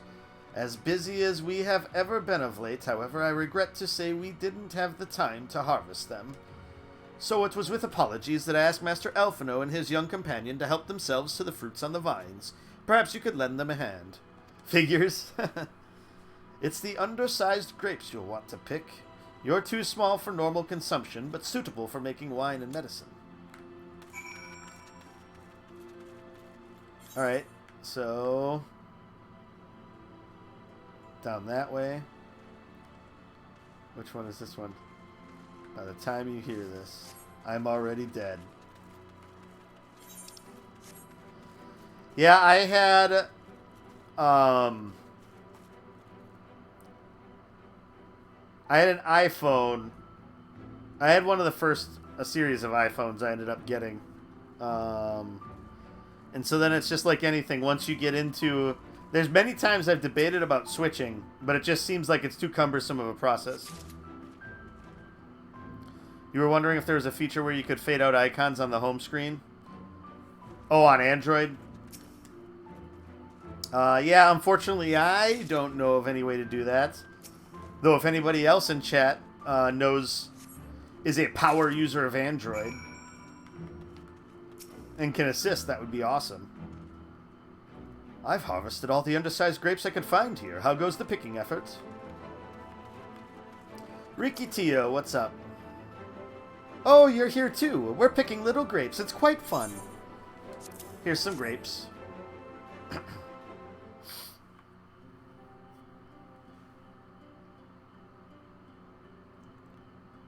You plead Jon Snow.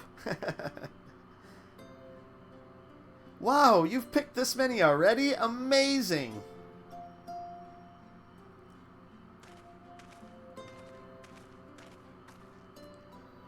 I dare say we have enough between us. Shall we take them back to Chesameel?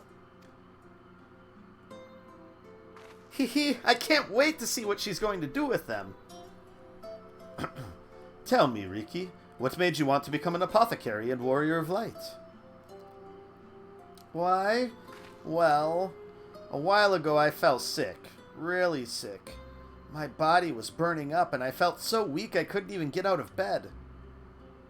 Then a traveling apothecary came and gave me a potion to drink. It was the foulest thing I'd ever tasted, but it made me get better. She was so brave. The apothecary, I mean. She went around taking care of people even when it was dangerous. And I decided I wanted to help people, just like her. So I started brewing potions out of grass and giving them to my friends, but I didn't really know what I was doing or if there was anything else I could do. Then not long ago, a neighbor told me he was going to become a warrior of light and go traveling the world helping people. And I thought, that's the same as what I want to do. I see. Out of curiosity, what did your neighbor do in the end? Thaler? I haven't seen him for a bit, so he must already be out there looking for people to help. Thaler, one of the guards awakened by the star shower.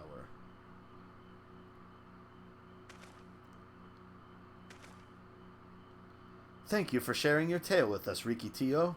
I myself took inspiration from one not unlike your traveling apothecary, and I hope her good example will spur you on to realize your dreams.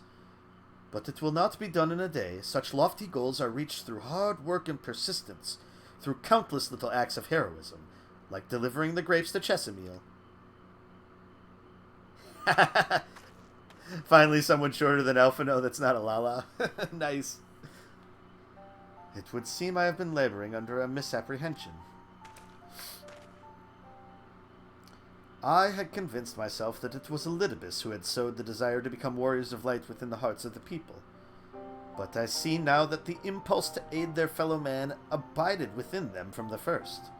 Elidibus did no more than give it a name.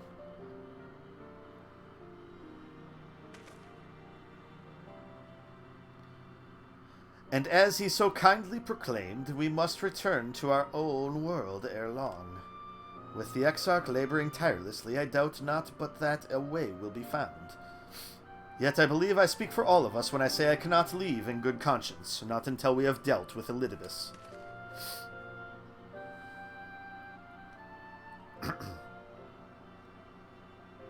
This is no longer a strange and distant land, after all.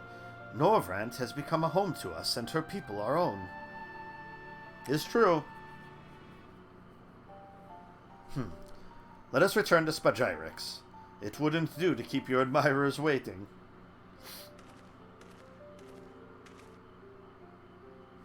Crystal Tower! Give me your power!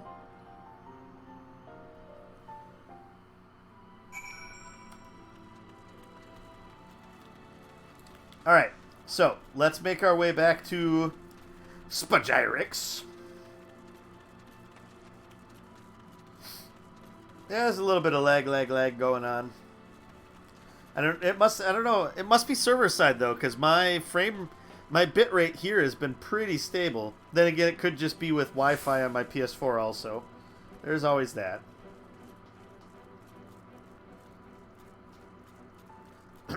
So we'll get back into Spagyrix, and then we will take a quick break.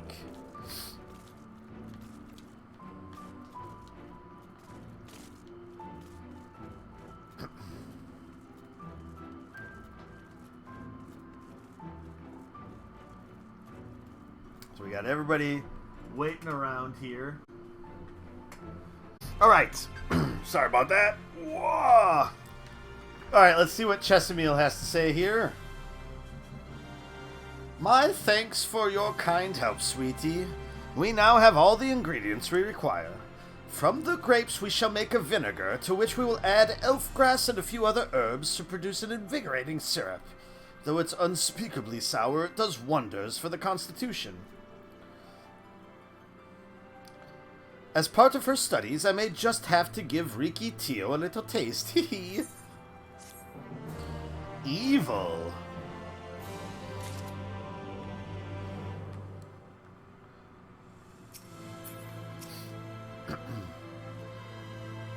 My thanks for bringing this lively little one to us. I shall do my best to make an apothecary out of her.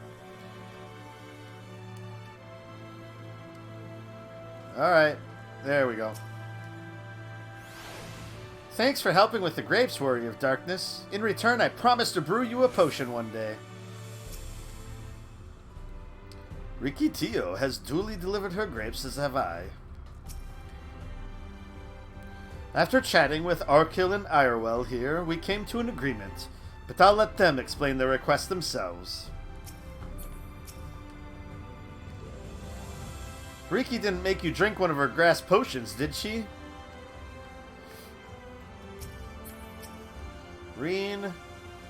Riki Tio was beaming with pride when she returned. It may have only been a simple task, but she won't soon forget this achievement. Heroic dreams. Irewell regards you expectantly. Warrior of Darkness, if you finished helping Riki, won't you show us some fighting? Not play fighting, but honest to God's fighting. We already have some enemies that you can deal with. Vampire bats. The guards say they've become a pest around the Crystarium of late. We tried to sneak outside to hunt them, but the guards caught us and sent us home. But they shouldn't mind if you were doing the fighting and we were just watching. The children told us as much while you were away, and in preparation, Chesamil kindly furnished us with some lures for the bats. While the creatures won't give you any sport, bear in mind that the younglings will be watching. That's to say, put in a good show, yes? Right, let's head outside at once. Everyone follow me. Alice, wait just a... Oh, come on then, children.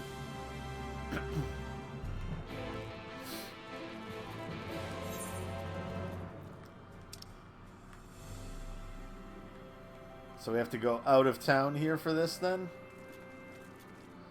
Alright. In that instance, I was curious. We'll wait. We'll have to end the stream going and selling some things to the Doman Enclave. We might max out our limit already. So we'll look through the armory chest and found a couple of things. No, we should probably just walk out here. See where we have to go and we can fly there maybe.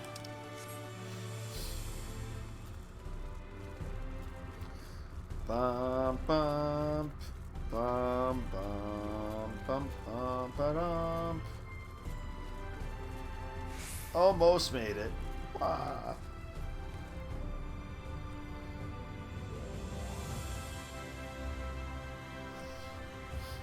I was thinking I should mix up my minion here.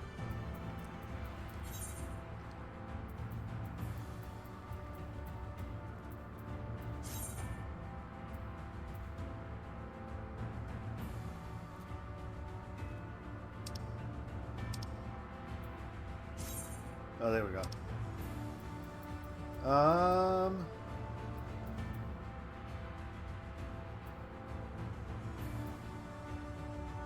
Let's do wind up Gilgamesh.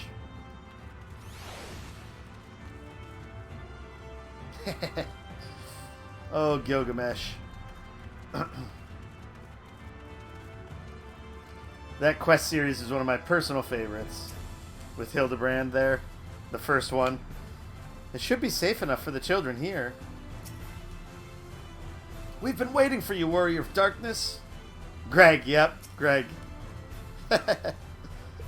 We've heard the tales, but at last we can see you fight with our own eyes.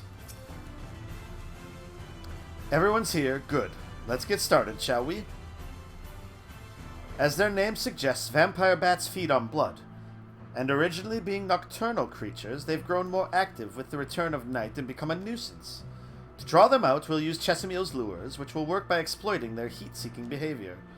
The bats are wont to nest under the eaves, so you are like to attract more if you place the lures near buildings. I have here 6 lures, 3 each for you and me. As proof of a successful kill, I want you to gather up their fangs. Whoever collects the most is the winner. Oh, you're hunting too?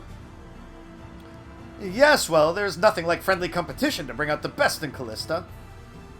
Anyway, while we hunt the bats, the 2 of you are to stay with Reen. She's really strong too and will keep you safe.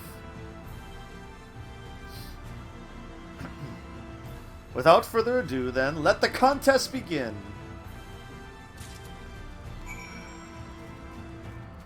Use heat lures to draw out vampire bats and slay them for their fangs. Okay, so yeah, so it looks like we have multiple spots to choose from. We're supposed to look for, like, eaves. I ain't dropping no eaves.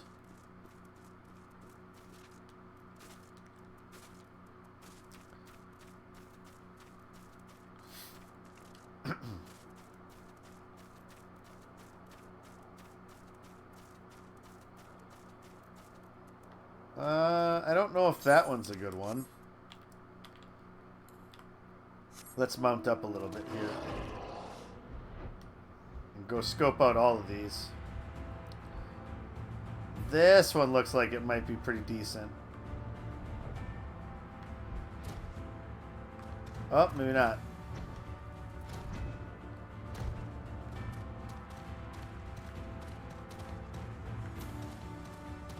Alright, let's scope this one out.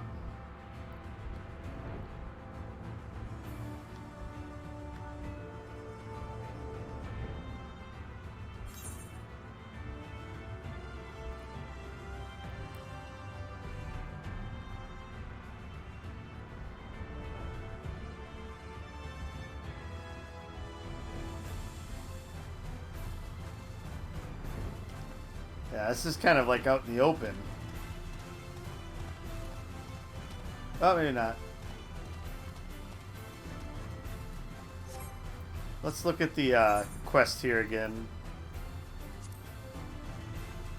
Oh, it didn't. Okay. Maybe it won't matter. I'm probably overthinking it. But I want to find the perfect spots. Just like the quest in Stormblood, where you have to kill the more things than Hien. We're the Warrior of Light. We gotta be better. We must be better than everyone.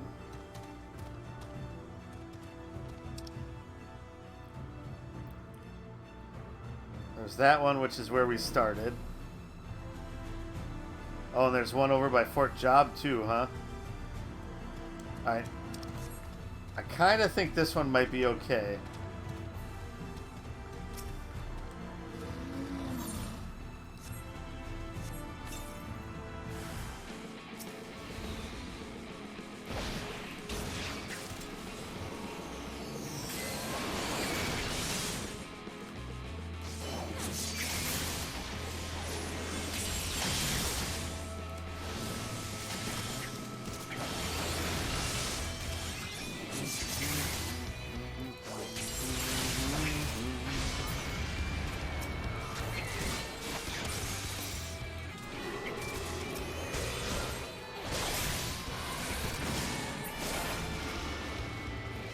Alright. So 3 of them I think was a good start. I'm going to guess since that one was good.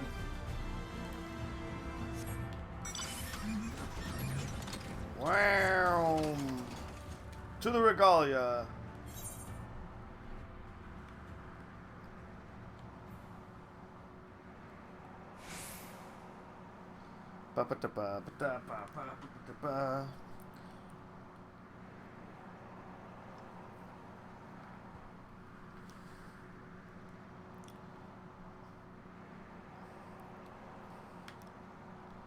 See what this one looks like over here by Fort Job.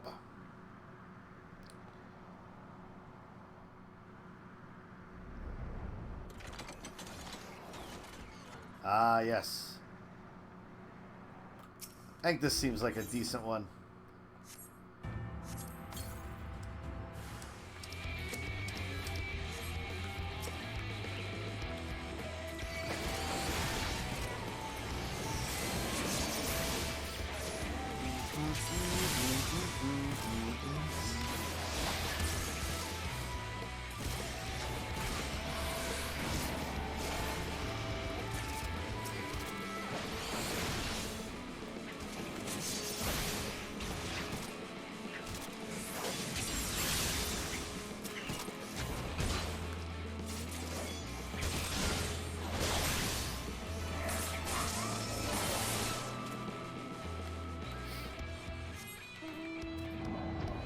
Alright.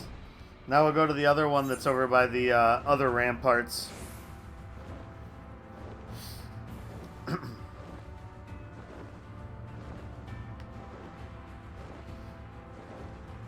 And... dive bomb! Wow.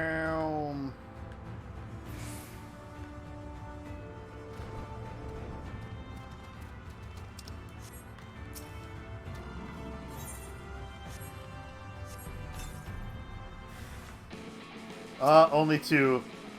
Failed.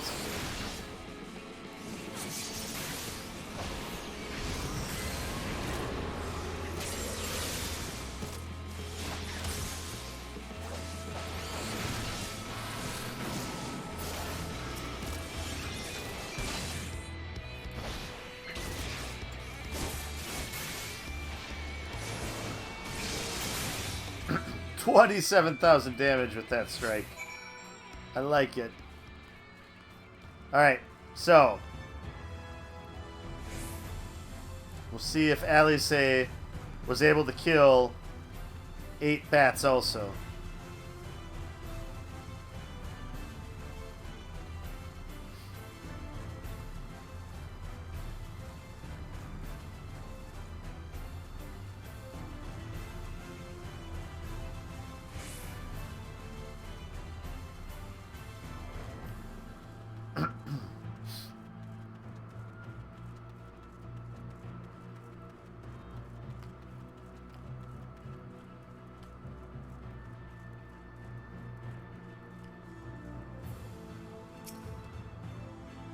The bats didn't stand a chance. Wow, that was amazing. What do you have to say, Reen? Well fought, Callista. The children were hanging on your every move. As was I, to be honest. Though I know the tally, may I see your fangs for good measure? Oh, not those.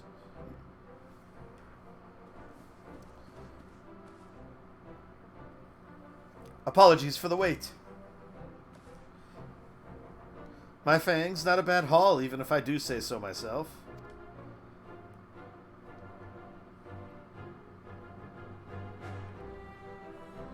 Five, six, seven. 7 fangs from Alice.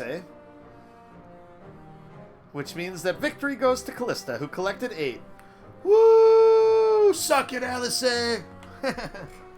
Bah, seems you found the better spots for the lures. I would be lying if I said I wasn't disappointed, but you're still within reach. I'll get the better of you next time.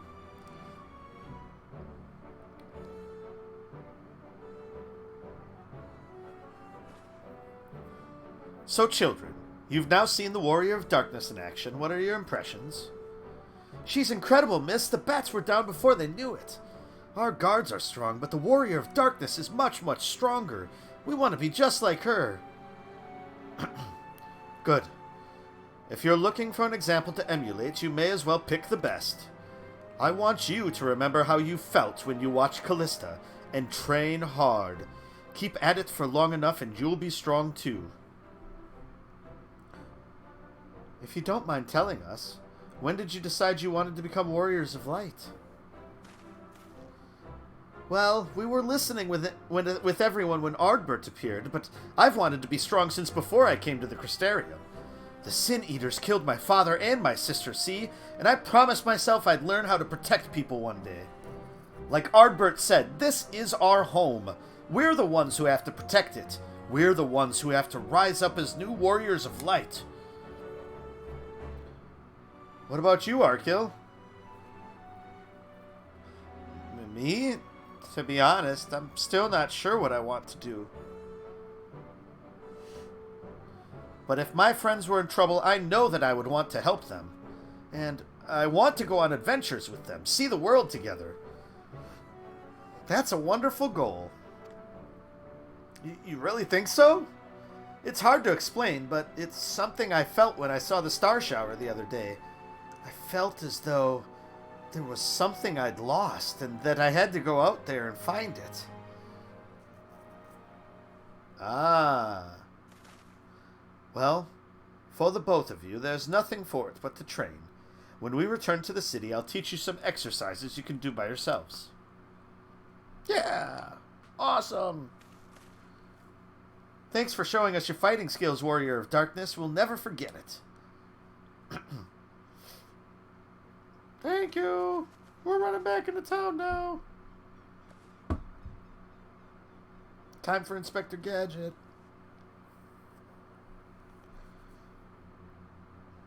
I understand how Arkil feels. The star shower didn't awaken me to Heidelin's voice, but that vision of the final days, of Amarat burning, it filled me with sadness to the very pit of my being. Things I once knew, people I once loved, promises I once made. It felt as though long-forgotten memories were dancing at the edges of my mind. But when I try to focus on them, they simply fade away. An effect of having a fractured soul, I shouldn't doubt. But lest you worry, I'm perfectly happy to remain fractured and have no intention of donning an Ascian mask.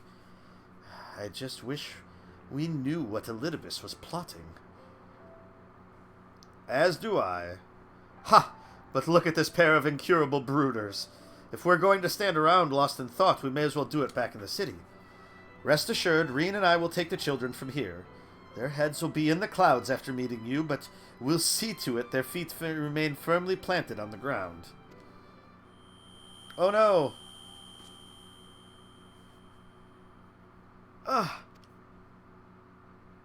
What is it? It's nothing, just a dizzy spell. Seems I tried a little too hard to beat you. I'm fine now, not to worry. I'll see you soon.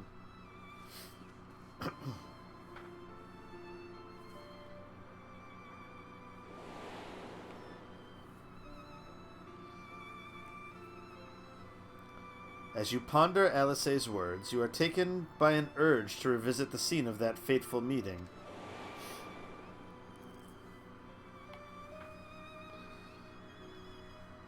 So once we get back into the Crystarium, go back to the top area.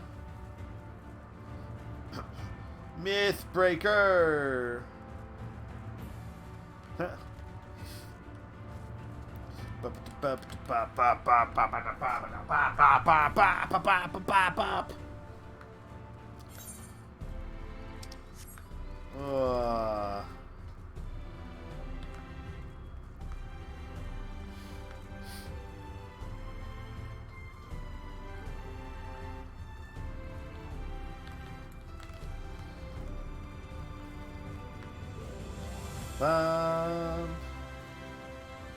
Turning it up to 11. Yep.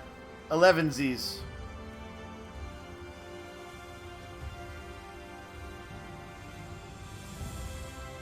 It's been a while since I've seen Spinal Tap.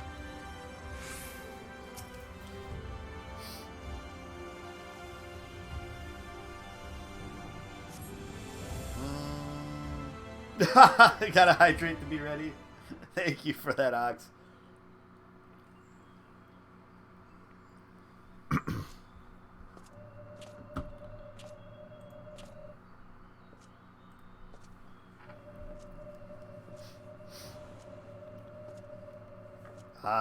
So Elidibus is seeing me that way too.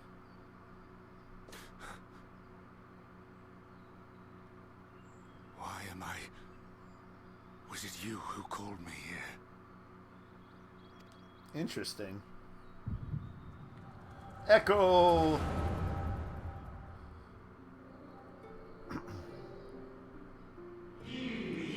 On behalf of the Convocation, I bid you welcome to our order. At times you will stand with us, at times you will stand against us, all that you might steer mankind and the very star upon their true course.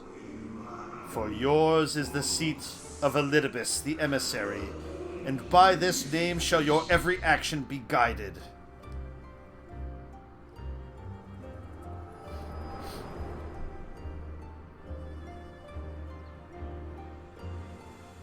So you peered into my memories. No matter. You will have found little of import. My memories are shite. You intended to summon me here no more than I intended to come. The fault is mine. Such is the burden of hope.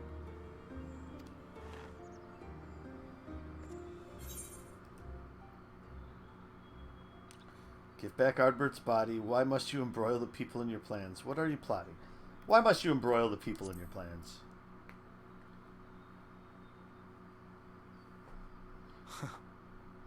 I merely avail myself of such tools as I require for the conflict to come. That which I do is no different from that which you have done so many times, Warrior of Darkness. I arm myself, I hone my skills, I make ready to vanquish my enemy. You. Little old me? You who have murdered my brothers, who have taken their selfless labors in service to the one true world and turned them to ash. I mean, La Brea had it coming. I see you for what you are. You are death, and only in death shall you serve any purpose. The Convocation charged me to steer mankind and the very star upon their true course. As Elidibus, it is my duty, and I shall see it done. I will strike you down. Destroy you body and soul. All else must wait.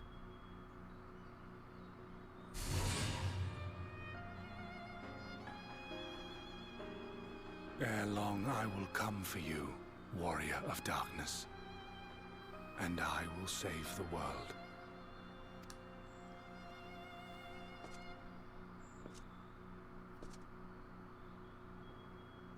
One last matter.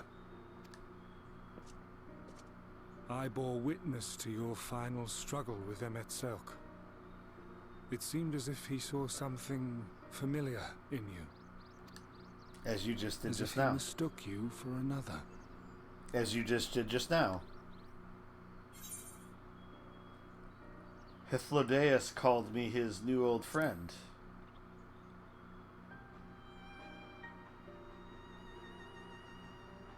No. I recall not of whom he spoke.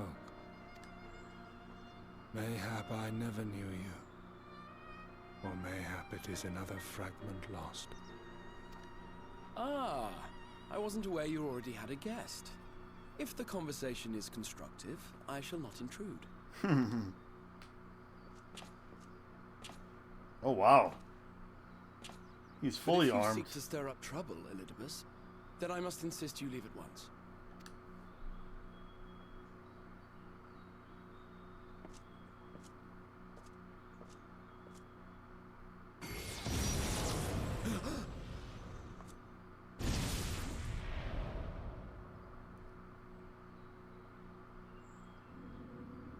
Though you lack her blessing, your soul is surprisingly dense. That's weird. Bad touch. Elidibus, bad touch. Worry not. I seem to be unharmed.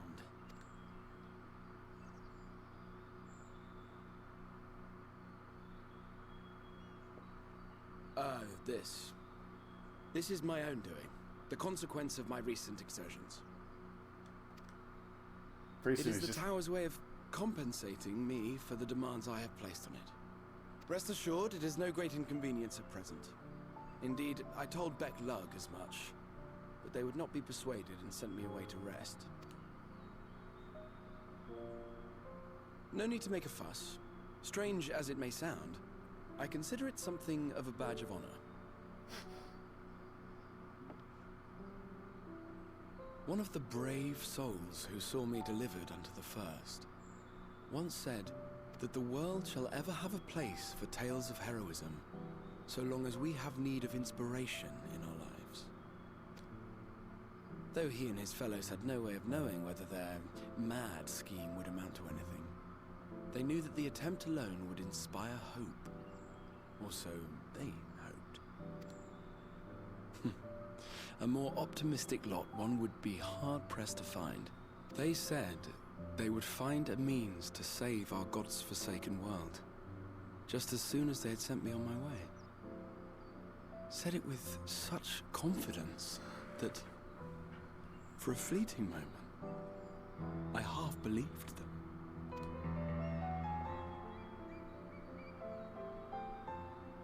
Such faith, such courage in the face of unrelenting despair.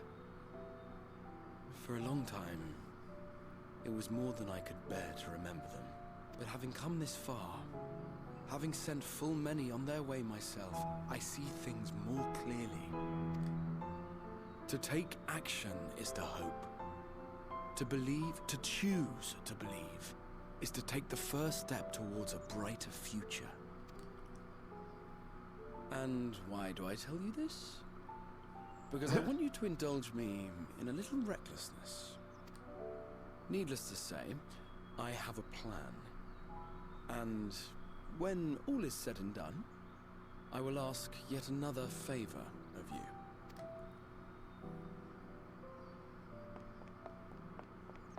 Uh-oh. You're both here. Oh, thank goodness. What's wrong? It's Thancred. He's collapsed.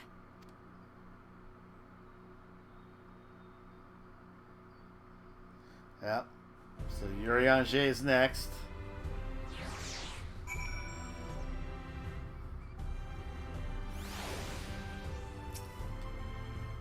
I'm so glad I found both you and the Exarch. The fates seem determined not to allow us a quiet moment. But come, let us have the details from Reen.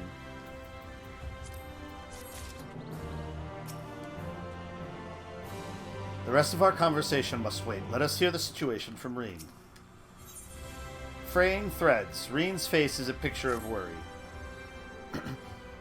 It happened after Alice and I saw the children back to Spagyrix. We chanced to meet Thancred there, returning from his mission. He's been shadowing Elidibus around the realm, only to lose sight of him near the Crystarium. And he was in the middle of telling us where he'd been when he just crumpled to the ground. The Chirurgians are looking after him now, with Elfino standing by, just in case his healing magics are needed. Since I couldn't do anything to help, I thought it best to find you, and the guard at the XIV told me where to look. I see. It cannot have been easy leaving Thancred's side. My thanks for bearing word to us. Come, let us hurry to Spagyrix.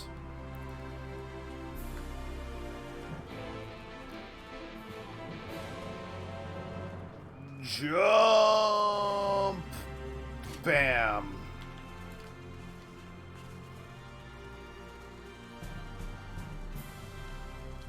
Bum, bum, bum, bum, bum.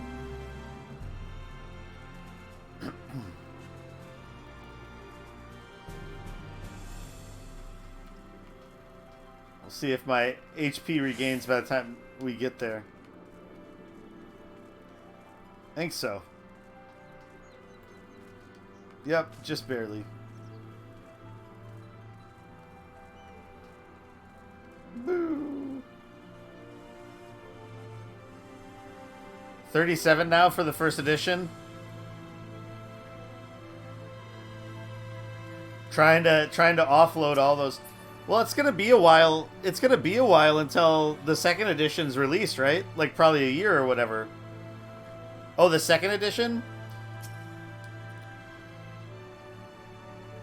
I fear this bodes ill, and not just for Thancred. Thancred, shouldn't you be resting? Gotcha. Reen found you then. We had to send children off earlier than planned, but they understood. Ah, the one on GameFound's the collector's edition. Gotcha. How much is the collector's edition then? If the regular one's only 37. It appears our friend has already awakened. For that at least we can be thankful. Yeah, now that makes sense. They dragged you here too, did they? My apologies. How do you feel? Embarrassed, but otherwise well enough. I won't be staying overnight. This episode was not the result of any injury I could find. Thancred's ether, however, did show signs of instability, and I did what I could to calm the fluctuations. And all of this happened without warning. Not exactly. You will doubtless recall the time Urianger nearly drowned and I gallantly went to his rescue. When his walking charm failed, he was tired, as were you when you got back. We were both spent, yes, on account of which you begged us to rest, which, in retrospect, may have been a good idea.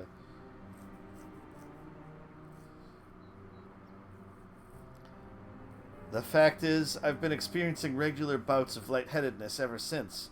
There was no actual fainting until now. That's what Alice has been feeling too, probably. As Elfino observed, I have no lingering issues, and it most assuredly isn't old age, which leaves but one likely cause. The link between body and soul has weakened further. Time grows short. We must complete the spirit vessel with all haste. To that end, Callista, might I trouble you to make a trip to the source? In addition to looking in on our friends' bodies, I would have you consult Kryl about our plan. If she has any concerns, we should at least endeavor to address them prior to proceeding. So it's 101.16. So there's that big of a difference between the collector's edition and the regular, huh? In the meantime, we should get back to laying bare Elidibus's plot. Thus far, I've learned this much, that in each of the places he has visited, there have been sightings of suspicious black-clad strangers. Moreover, the coming of these shady individuals has invariably coincided with some manner of misfortune.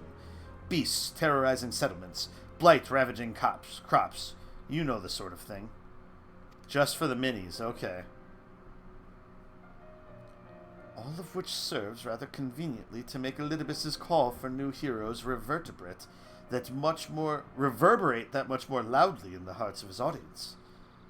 And you think these black-clad strangers are Ascians? I do, and I fully intend to investigate further, though for that I shall require additional feet on the ground. You can count on mine. Gods know I've been itching to get out there for a while. Mayhap Urianger too can be prevailed upon to join in your efforts. He has already provided copious guidance on the matter of the spirit vessel's construction. It is for Beklug and I to wrestle with the rest. Well, if you can spare the old boy, we may as well make use of him. I'll go and give him the good news. You'll do no such thing. However heedless you are of your own well-being, if you care at all for Reen's feelings, you'll stay in bed until you're needed. Elfino and I will find Urianger. It's kind of a crazy FOMO situation. If you get the upgrade pack, they add in the scenario book for the same price. So 101 gets you a new box, all the minis and stretch goals and the new scenarios. Gotcha. Wow.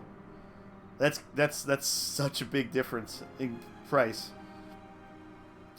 All being well, we will have news to share by the time you return. Safe travels, Callista. To the source and beyond.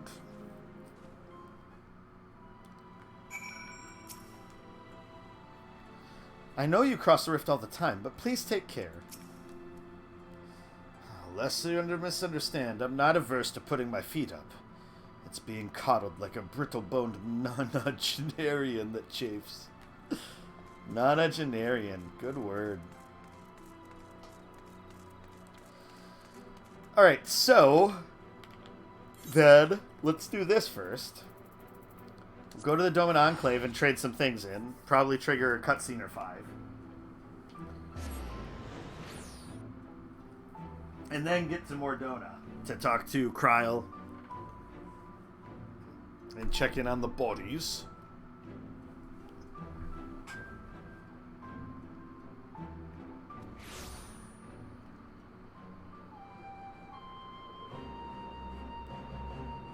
Bum, bum, bum. Ba-dum-dum-bum.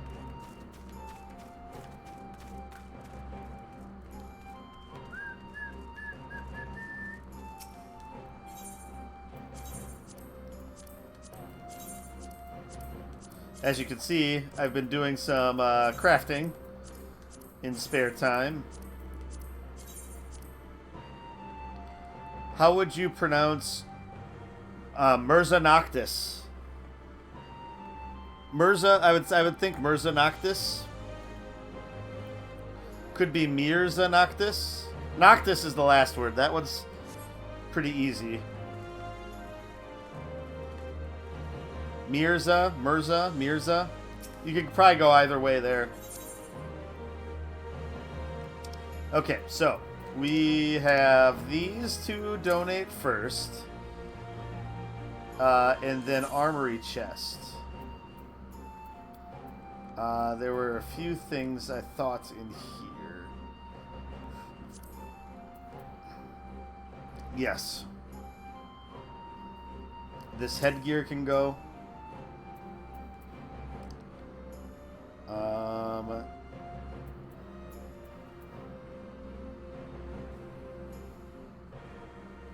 Oh, this is actually better than what I'm wearing.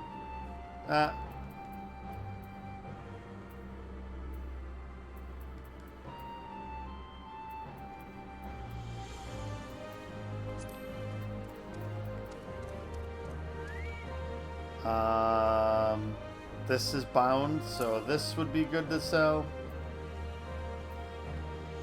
And this... Actually, I think I'm gonna... Yeah, the dwarven stuff. I'm going to... Yeah,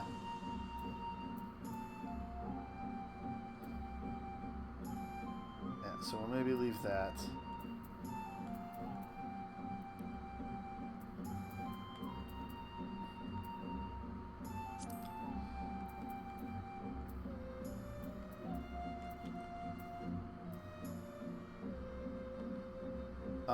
Belts aren't going to be worth holding on to anymore.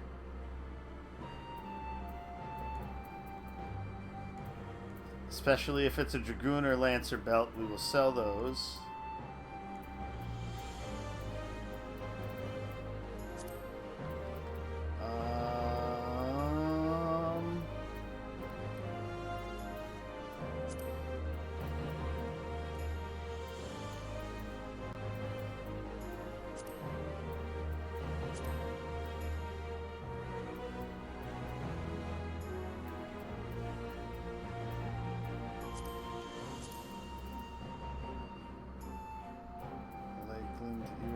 Casting.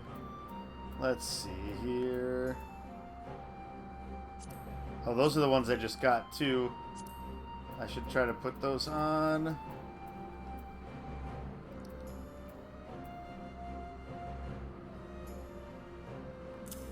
That we're gonna sell. Bracelets.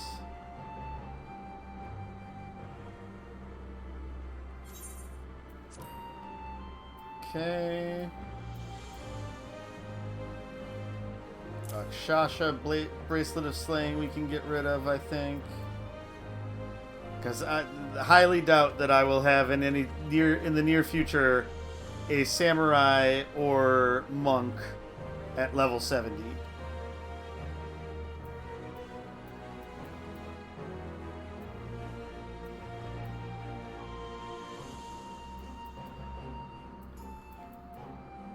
There's just as good of a chance of getting something at that point for that. Okay, so I think that's going to be good for now.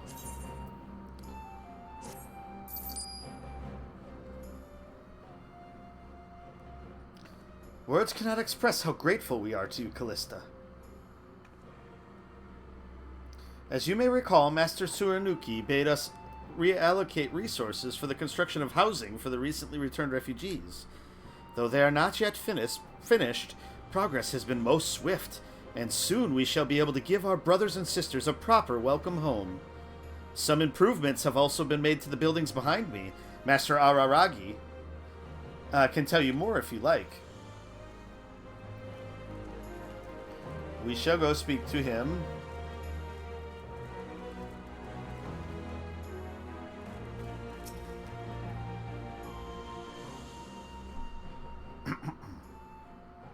Well met, my friend, well met. It is still not much I know, a ship in dry dock only beginning to take shape, and yet, when I look out on it, I feel a stirring in my breast.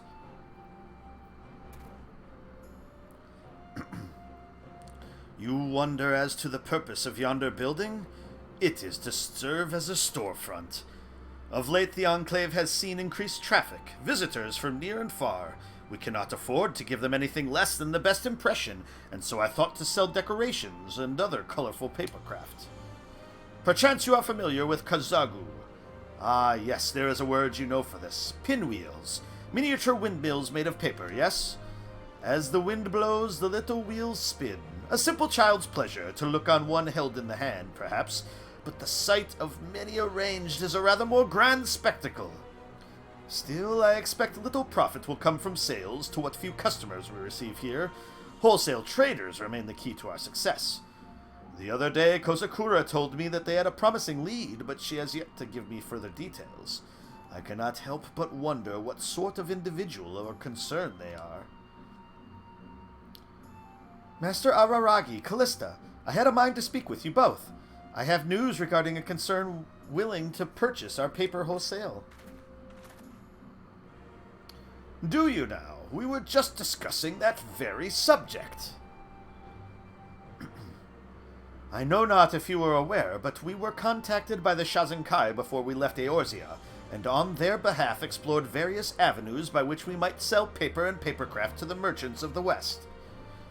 Through an intermediary, we contacted several trading concerns. One rather large and highly successful company expressed an interest in entering into an arrangement. I can say with some confidence that they will do their utmost to ensure that we all profit. Well, such wonderful news! Though I must ask, what is the company in question? If it is as successful as you say, perhaps our Eorzean patron knows it.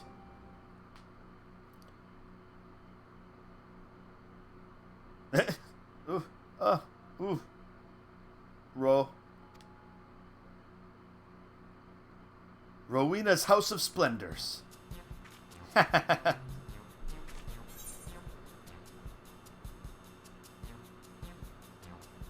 Surely nothing bad will come of this, surely. I'd sooner suggest they sell their souls to a void scent. By the Kami, do not tell me she holds power over you too. What dark secrets could the Warrior of Light be so desperate to conceal? In any event, her reputation notwithstanding, 'tis better to have such a ruthless merchant as an ally rather than a foe, is it not? None will fight more fervently on our behalf, I pray. I suspect there is a story I am not being told. Regardless, we have found a partner, and this is a positive development, yes. Then we shall resume our labors and strive to complete our paper mill as soon as possible. Back to work, everyone! Construction of the yard is proceeding apace, and the Shazenkai is prepared to enter into a contract with Rowena's House of Splendors, from which Doma will surely profit. Surely. Surely. As you continue to contribute to the Shazenkai and the reconstruction effort, in what other ways might the Doman Enclave grow and change?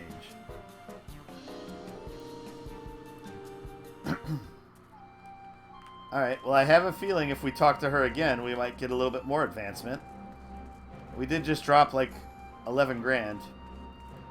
Or earn 11 grand, I guess. I hope this evening finds you well, Callista. If you have any questions regarding the reconstruction effort, I would be happy to answer them.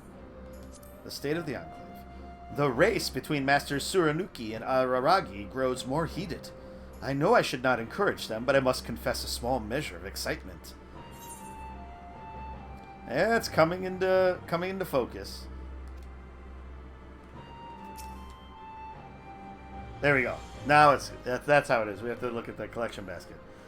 On behalf of the Shazenkai, Callista, I thank you for your support. I am pleased to inform you that we have made great strides in our efforts to rebuild the Enclave.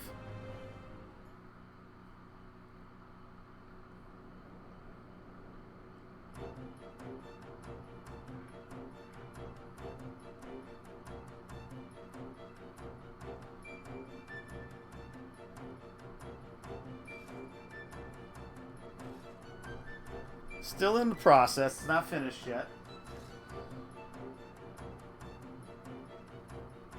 Owing to your many contributions, the yard has seen further development.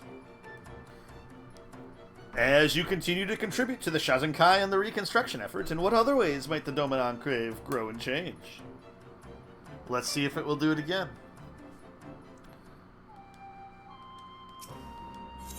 Nope. 180% gratuity we're up to now. Nice. Making bank.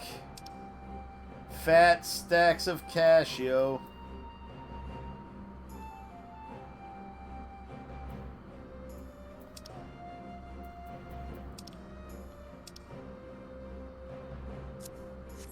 Oh, I guess we haven't checked in to see if our retainers have sold anything. We're stuck. Little bit of... Wow.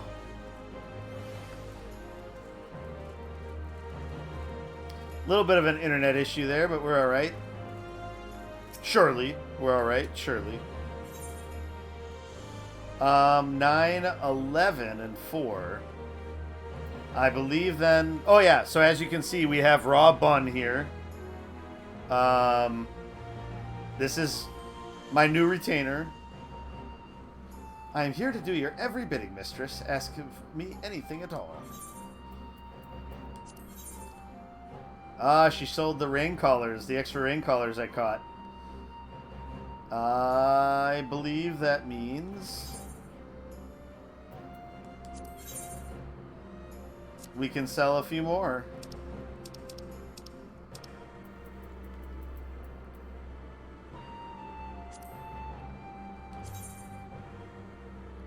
How much did I sell them for?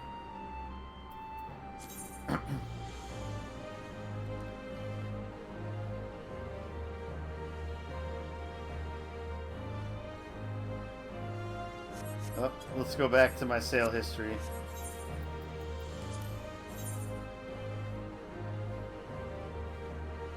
$82 for...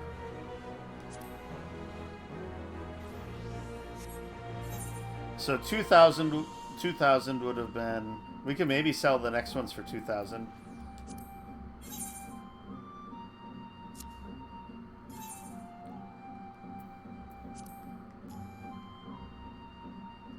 Oh, no. No. Do I sell 5 or do I sell 8? Let's double check first before I do that. I think I sold a few things on Paulina Na.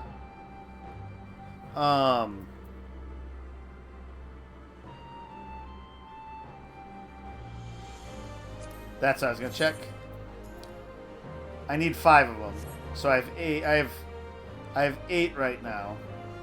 8 extras. So I think we'll sell all 8. Oops. I don't think Jana Freya sold anything. Nope.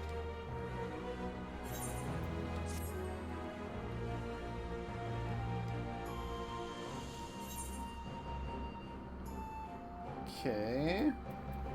What all did we sell? Oh, wow. Yeah. So the brass loach.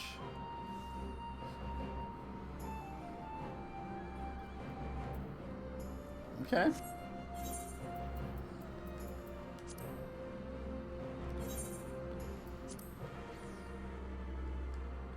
So take this gill back.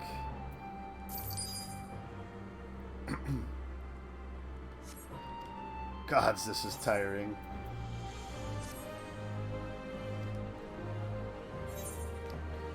Okay, so let's sell some more rain collars. So 2,000 for high quality. Lots of people selling 5 for 3,000. So let's do 1,800 for... Let's just do 8. Let's do 8.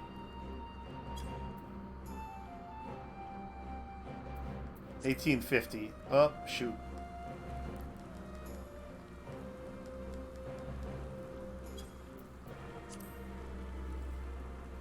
We still got our 5. We can't sell those 5. We need those for the quest.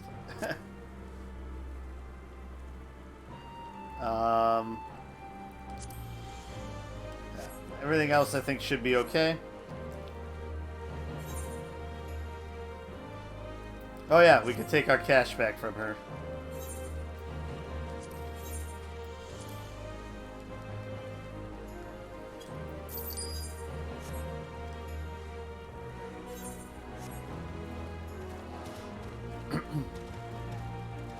Okay. So we're set there, so that means it's time to go to Mordona.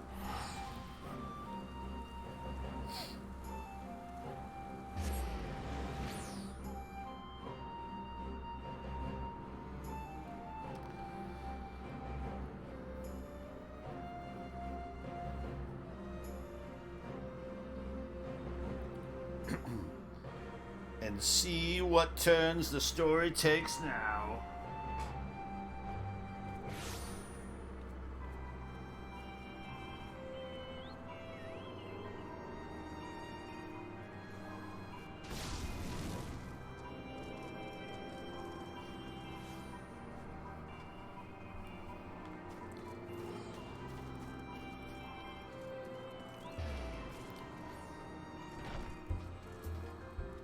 I just saw your counterpart. Pray return to the Rising Stones, they said. What's the worst thing that could happen, they said. Hey, Tataru.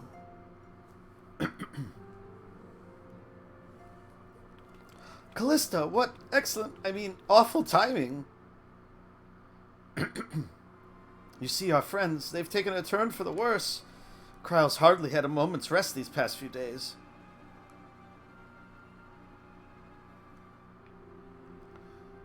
She didn't want everyone to worry, so we've been keeping it quiet. Oh, but listen to me. I call myself a receptionist, and I haven't even bothered to ask you why you're here. So, they think the spirit vessel will be ready soon? And they want to make sure there are no problems at this end. You'd better talk to Kryle. She's with the others in Dawn's Respite. Let's go and see her. Just prepare yourself, all right? Prepare yourself. Prepare yourself. Entrance to Dawn's Respite.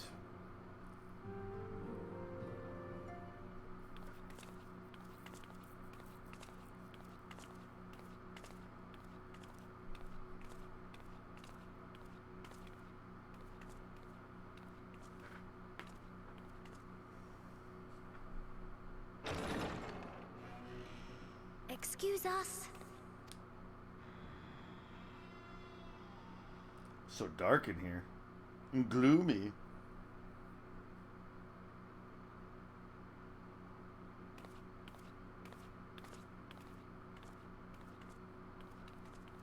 This way.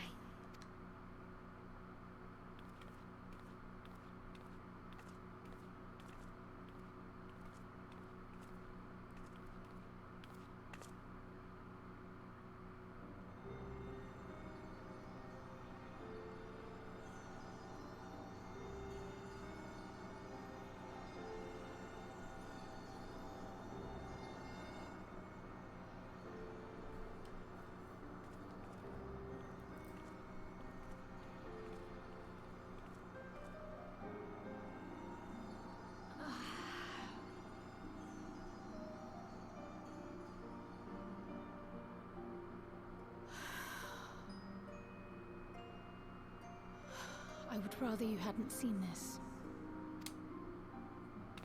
I'm sorry. We have urgent tidings. They just need more time. No, I'm not angry with you. On the contrary, I know full well how hard everyone has been searching for a way to return home. And I had hoped to afford you the time you needed. But given our friend's present state, perhaps it was for the best that you came.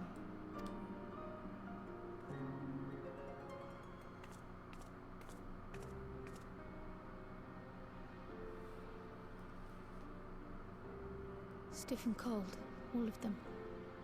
As if they were made of wax. Barely alive at all.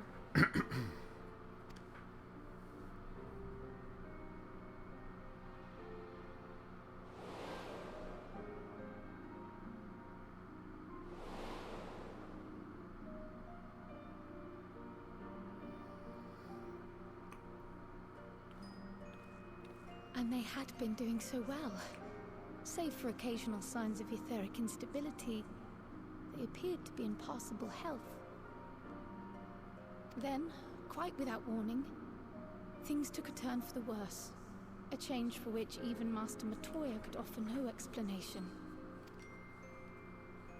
She could only remind me that the soul is yet an unknown frontier, and that much and more lies beyond our ken. What about Ryu? But let's not lose heart just yet. At times like these, it is all the more important that we remain positive. Why, I but this moment succeeded in quelling a fluctuation in Thancred's ether. And while the others have weakened, they have remained relatively stable. I believe I may leave my post for a moment. That's when things go bad, come, probably.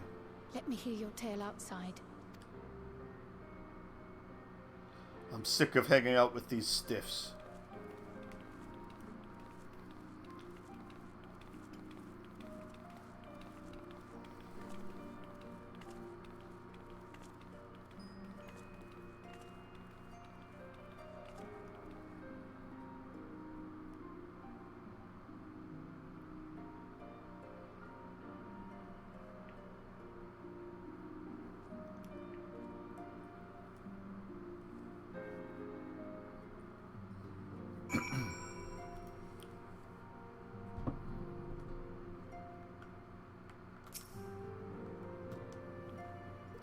As you probably noticed, we've put them in night clothes. I know they're not exactly asleep, but it seemed like the right thing to do. I've made them some new clothes for when they wake up, so they have to come back, and they will. What news from the first? I see. Work on the spirit vessel proceeds apace, but our friends begin to falter. As they themselves have observed, the link between body and soul has weakened. It's as simple as that. For now, I'm still able to quell the fluctuations in their ether, but it's only a matter of time. We'll lose them if we don't act soon. So if the Exarch is ready to attempt something, I let him attempt it. As for the spirit vessel itself, if we seek to draw upon Allagan wisdom, we could do worse than consult an expert in the field.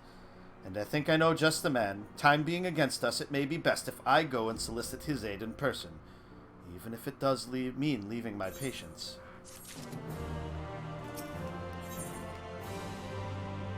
Food for the soul. Judging by her sheepish expression, Tataru has a favor to ask. Callista, could you spare a moment? While Krau goes and finds this expert of hers, I mean. There's a gift I was hoping to send to our friends in the first, you see, and since we might be waiting a while, I wondered if you wouldn't mind giving me a hand with it.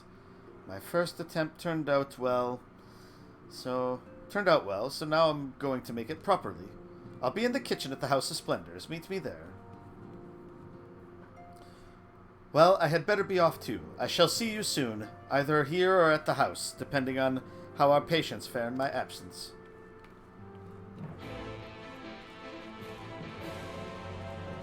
What is this?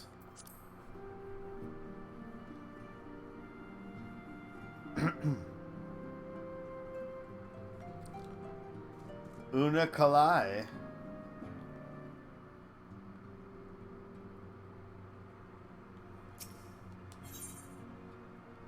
When the bow wakes. Una Kalai is anxious to act before the warring triad awaken. Level 60? How did I never notice this in here? Until now. The time has... Oh, geez. A little close, aren't we? The time has come, Warrior of Light. We must move against the Warring Triad now, or suffer the consequences. The seal is cracked and the icons stir. Should they be allowed to awaken and resume their titanic conflict, it will be alike to the coming of a second calamity. You, Callista, represent our best hope of eliminating this threat. That said, the very act of entering the containment facility itself presents certain unique challenges. So unique, in fact, that I struggle to locate an individual with the requisite talents to surmount them. Were it not for the impressively diverse connections of your fellow scions, I might still be searching. Happily, however, they were able to furnish me with a suitable candidate. Now, along with you and your echo-blessed companions, all the pieces we need to proceed with this deadly game are arrayed upon the board. Victory hinges upon no less than the total destruction of the Warring Triad. But we must also wear the interference of those who covet the Allagan's primal harnessing technology. I speak, of course, of the blindly grasping hand of the Garlean Empire and its fumbling agents. The ignorant meddling of the Empire will serve only to hasten the Icon's awakening, and it is my master's desire that the Triad be dispatched before Imperial forces delve too deeply. Being the nearest to wakefulness, the Icon Sephiroth shall be your first adversary. Make your preparations and join me on the flagship in Azizla. We shall speak further there. So is this... I need to look at this. When the bow wakes. Is this the, like, level 60 binding coil thing? 'Cause if so, we'll abandon this. Let me double check here. When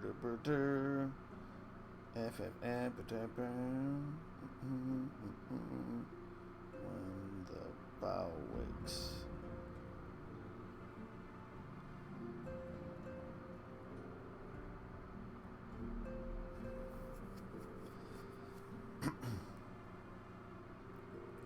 The Warring Triad quests.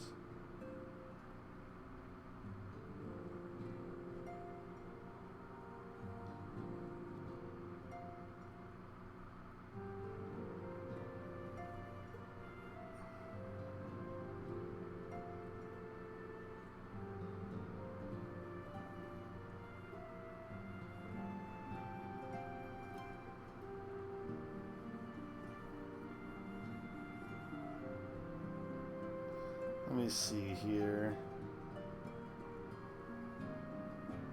Well, we'll keep the quest for now, but we won't follow it. I can't believe I didn't notice that in here before. So I don't know what would have triggered it. Now. It could be it was always there, I just wasn't paying attention.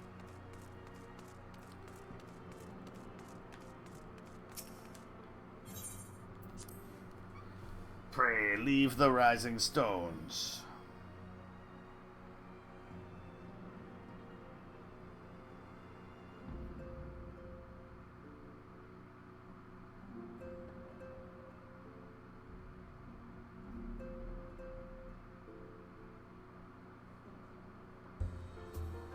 Alright, so let's go see what Tataru needs help with. In the kitchen, no less. And unfortunately,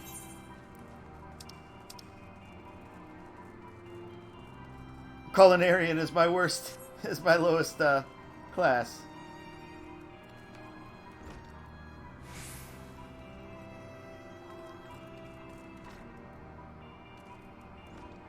Kitchen must be upstairs.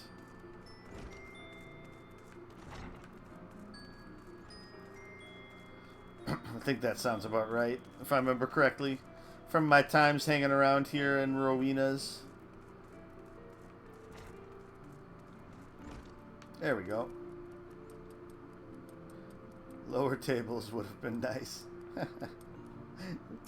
Mixing stuff and standing on a stool.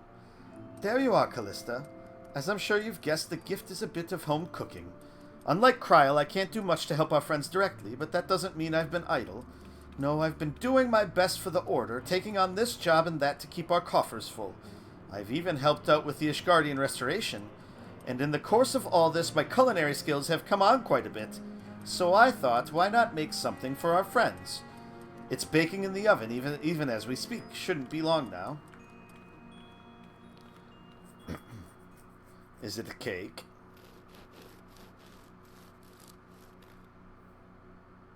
Or a pot pie? Nice hat. There, baked to perfection, even if I do say so myself. Bread. Just bread. It's bread. Your cake looks like bread. Smells great. I'm not going to be a jerk. It is funny, though. It's bread. Doesn't it just? It's called Archon loaf, in case you're wondering, and it's what they eat over in Sharlayan. Simple fare, I admit, but I thought it would remind our friends of home. If nothing else, Kryl tells me it's a good source of ether. so it should lend them a bit of strength at least. There truly is nothing like the smell of bread fresh from the oven. Kryl, and if it isn't Rambros, too. I figured she was going to get someone from St. Koinek's find. I trust you require no introduction either, Callista. Greetings, my friend. Full glad am I to see you well. I confess I have a long list of questions to ask you, but I will endeavor to contain my curiosity for the present. I understand our mutual friend is struggling with the application of certain Allagan technologies. I have been keeping Rambros apprised of events in the First. Suffice it to say, he knows about the Exarch. If anyone alive can provide insight into this matter, it is him and his fellow sons. Loath as I am to disappoint you after so glowing an endorsement, memory transference was the sole province of Allagan royalty, its mechanisms closely guarded secrets. If any record of them remains, we have yet to find it. To wit, I regret that I can offer no solution to your problem. Which begs the question of why I bothered to come here empty-handed as I am, the answer being rather brazenly to ask a favor. I would have you relay a message to our comrade. Tell him that we never doubted him. Never doubted that he would achieve all that he said he would. Those of us who remained behind have yet to play our part, but when the time comes, he may rest easy in the knowledge that we will most assuredly do so. And then the tower shall shine once more as a beacon of hope in this world and beyond. So tell him that we consider his duty done, and that he should follow his heart now. Forgive me, but do you say this to discourage him from overexerting himself, or to encourage him to hold nothing back?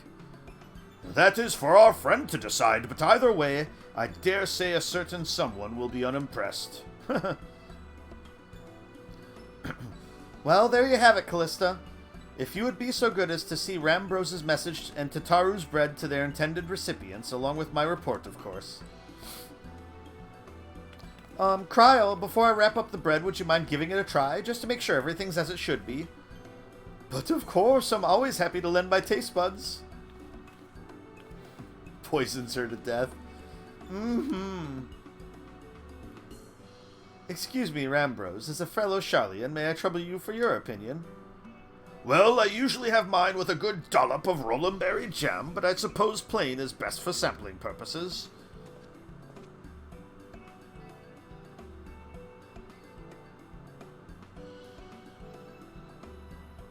Munch, munch. I see. Oh no, is it that bad? It is indeed, Tataru, dense and unpleasant, exactly as it should be. Gah! Just so, the very taste of home. As you might expect, our countrymen have amassed a wealth of culinary wisdom from every corner of the globe, but our native cuisine is, shall we say, a little lacking. In Charlian, the majority regard food as a source of nourishment rather than enjoyment. Save for those few who actually research the culinary arts, we pay little heed to the niceties of taste and texture. It was against such a gastronomic landscape that what is now called the Archon loaf was born, the creation of an Archon who devoted himself to the study of bodily sustenance. In order to maximize its nutritional value, he incorporated copious quantities of pulverized fish and vegetable matter into the dough, all with nary a care for those qualities which make bread enjoyable. The result is a flavor that continues to defy description. Yet for its many shortcomings, the loaf's nutritional value cannot be denied. And being a damnably convenient way to cater to one's bodily needs, it quickly found an audience amongst busy scholars. Why, when I was a lad, nigh every meal was a sandwich made with this very bread and whatever ingredients happened to be on hand. I suspect just about every Archon could stay the same. Having been away from home for so long, I thought I might have forgotten the taste, but no, it's all too familiar. Ah, how it takes me back. If there is enough, perhaps you can spare some for the Exarch. He is certain to appreciate it. Oh, there is plenty to go around. I'll be sure to wrap up an extra slice. Callista, when you deliver the loaf, please be sure to send everyone my regards. Tell them we're doing everything we can and that we'll be praying for their safe return until the moment they get back. Goodbye, goodbye, goodbye. Ruh, ruh, ruh.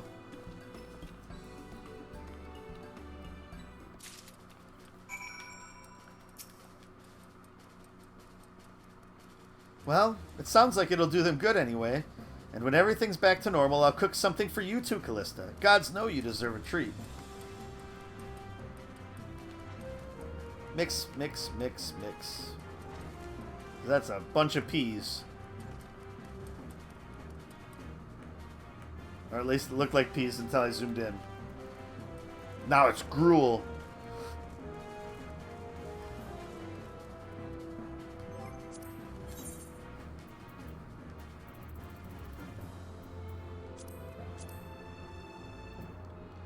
Food for the soul.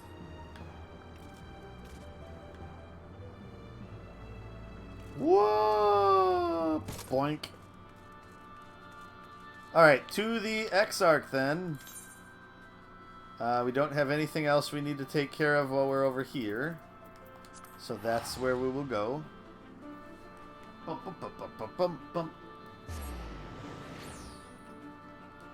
And then we're probably getting close to... I think we're getting close to calling it for the night.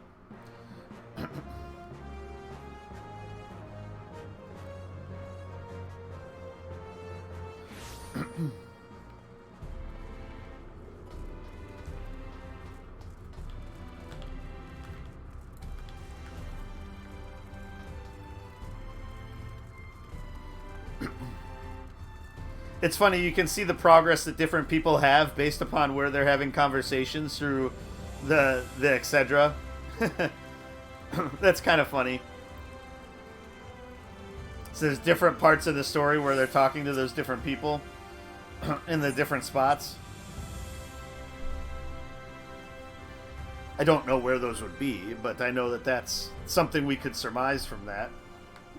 Just the two of us. Well, three of us. Back luck. Oh, you have returned. Good, good. There is much to discuss. The others are making their way hither as we speak. Welcome back, my friend. How was your journey? Have some Archon loaf. By the 12, Archon loaf. However did you come by this? I'd swear it had come straight from Charlian. Rambrose said that, did he? His words are very nearly as heavy as the bread, but I appreciate the sentiment. Should you have the chance, you may tell him that he needn't worry. That which I seek to do, I do of my own volition and with all my heart. In pursuing this path, I fully expect to earn the censure of our friends, and to deserve it, but I shall forge on regardless. Forge on as you yourself did when faced with a similar predicament. So I ask that you have faith in me, in what we do. But we were talking about your journey. Before the others arrive, I would hear how their bodies fare. Oh, and the bread I shall save for later. Though it has been many years, I have not forgotten the feats of mastication required to consume it, nor how unconducive they are to conversation. It's funny.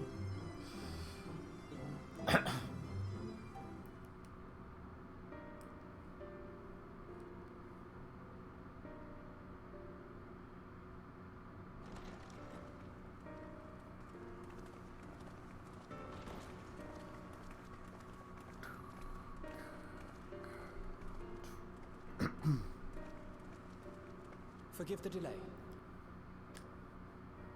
We have visited every region and confirmed the presence of Ascians throughout the realm.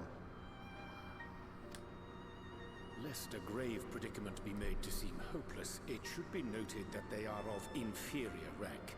The black-masked minions who answer to the red. Yes, a gaggle of schemers attempting to exploit recent events, to sow the seeds of petty conflict. Fortunately, nothing of any great concern has come of their meddling just yet. We also encountered a number of the Crystarians' former defenders, busily solving this problem and that in a bid to become warriors of light. Their zeal is to be applauded. It is but a pity I cannot encourage them, of course. Not knowing Elidibus set them upon it, no. Both the troubles to be solved and the villains to be vanquished are his doing too, like as not.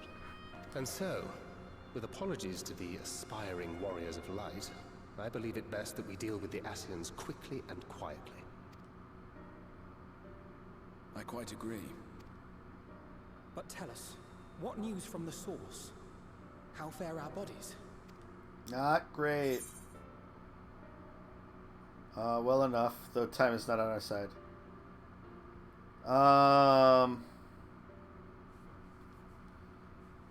I think we should be... Things have taken a turn for the worse.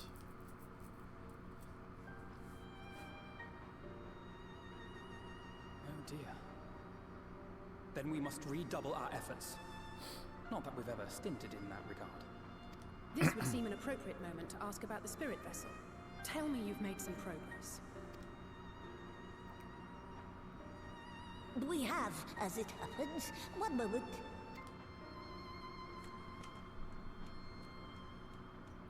It's a TARDIS. We solved it. Doctor, explain.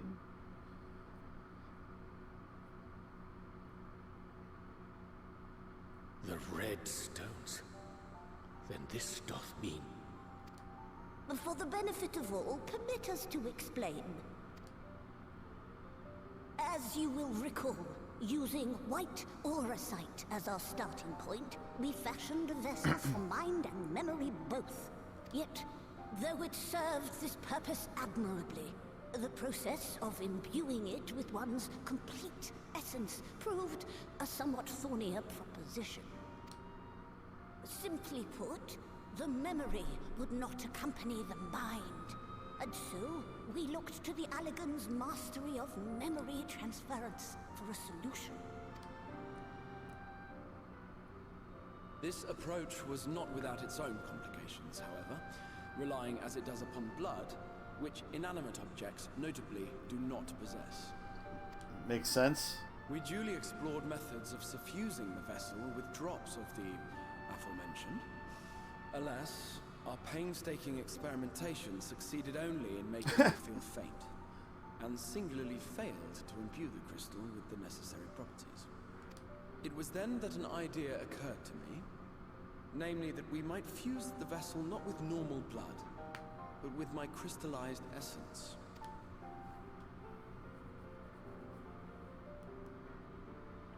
You're doing this for our sakes. So far be it from us to complain. But don't think we haven't noticed what's happening to your arm. So that's because of this? It falls well short of offering up my life in exchange for yours, which was your only stipulated prohibition, as I recall. And it is but a small price to pay for delivering you home. Assuming it works, we shall soon know if this grisly addition will serve as a suitable conduit for the subject's memory. Though not soon enough to warrant your waiting. The test is like to take a while. Let us be off then. We have Ascians to attend to, among other things. Forgive me, but I count 6 vessels, and there are only 5 of us. One is for testing purposes.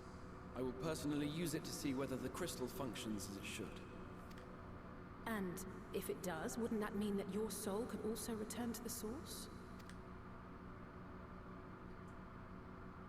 Yes.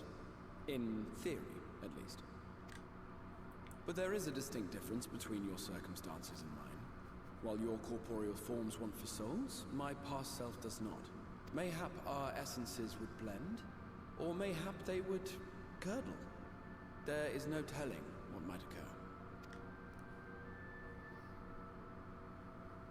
And you'd be willing to take that risk? I would. I see.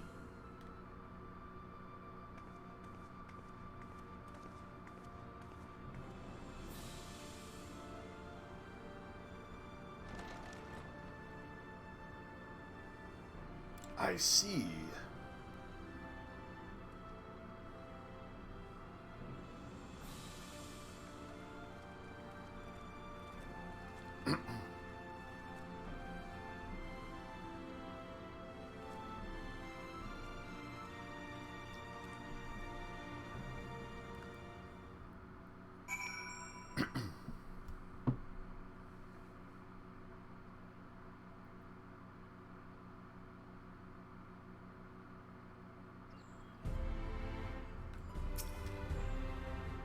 I, for one, support the Exarch's choice. To be alive is to be driven by a purpose, and few are as driven as him. It's stupid, but I've never really stopped to think about what would happen once the vessels were complete, and now... No, there's no point. I hope the test is a success, truly.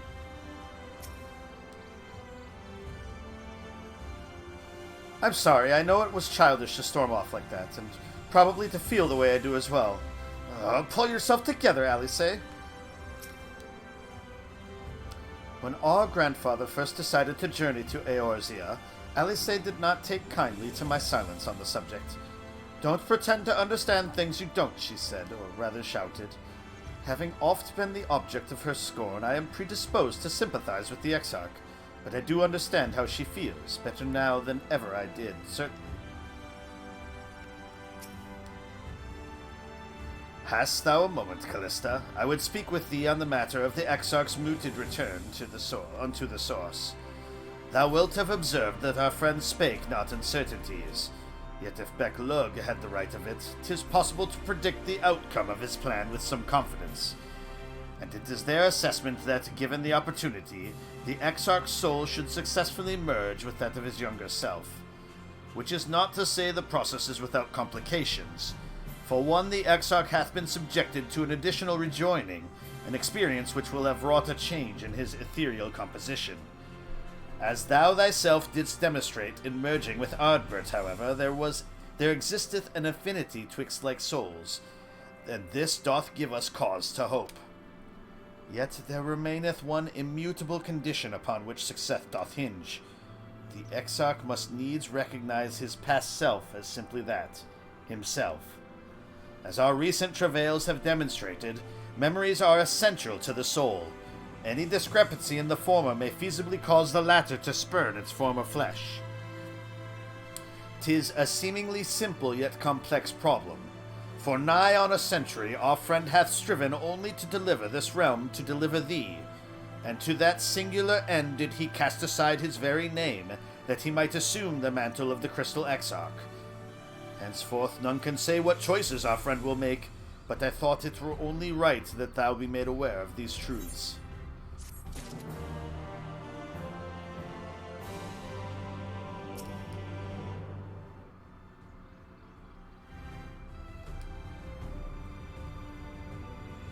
Okay, that's the same as what she said before.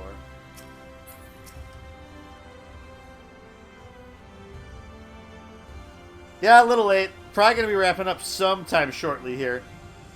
Lest there be any doubt, the Exarch hath long been aware of the possibilities he but recently unfolded to us.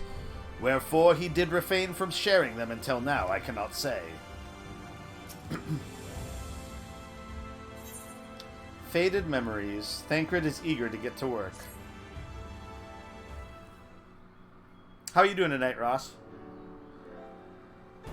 Right then. Well, the Exarch literally pours his own sweat and blood into his allotted task. It seems only fair that we attend to ours. Dealing with Elidibus and his minions. Playing some Overwatch? Nice, nice. Just so. And there is one other matter. In light of our deteriorating health, Y'shtola should not be left alone at Anador. Might I trouble you to visit her, Callista? See that all is well?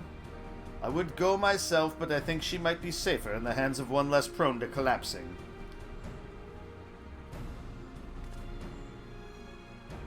My thanks. You may leave the Asians to us. Once they are out of the way, we will retire to Yulmore, and when Y'shtola has finished plumbing the depths, I'd like the two of you to join us there. If you're bound for Anador, I suggest you go via Venmont Yards. Our friends there would be glad to provide a boat for you. Let us be on our way, then. Don't do anything I wouldn't do.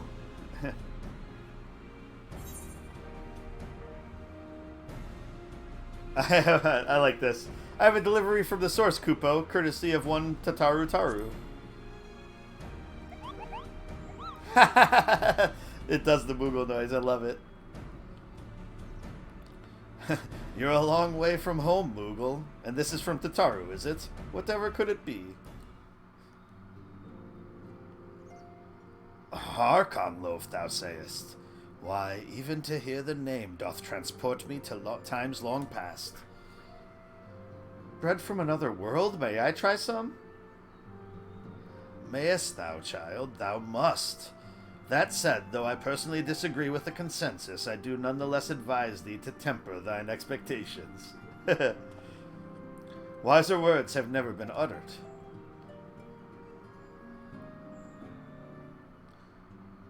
Though it rarely darkened our dining table at home, I can attest that it was standard fare at the stadium. Indeed, a slice was never far from our peers' hands. Elfino, you really are an unbearable snob sometimes, do you know that?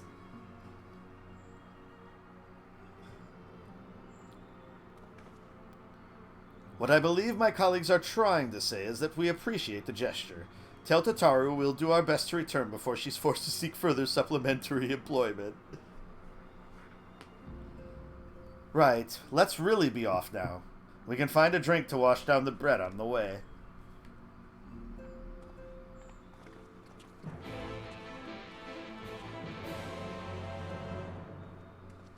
What was that weird? Oh!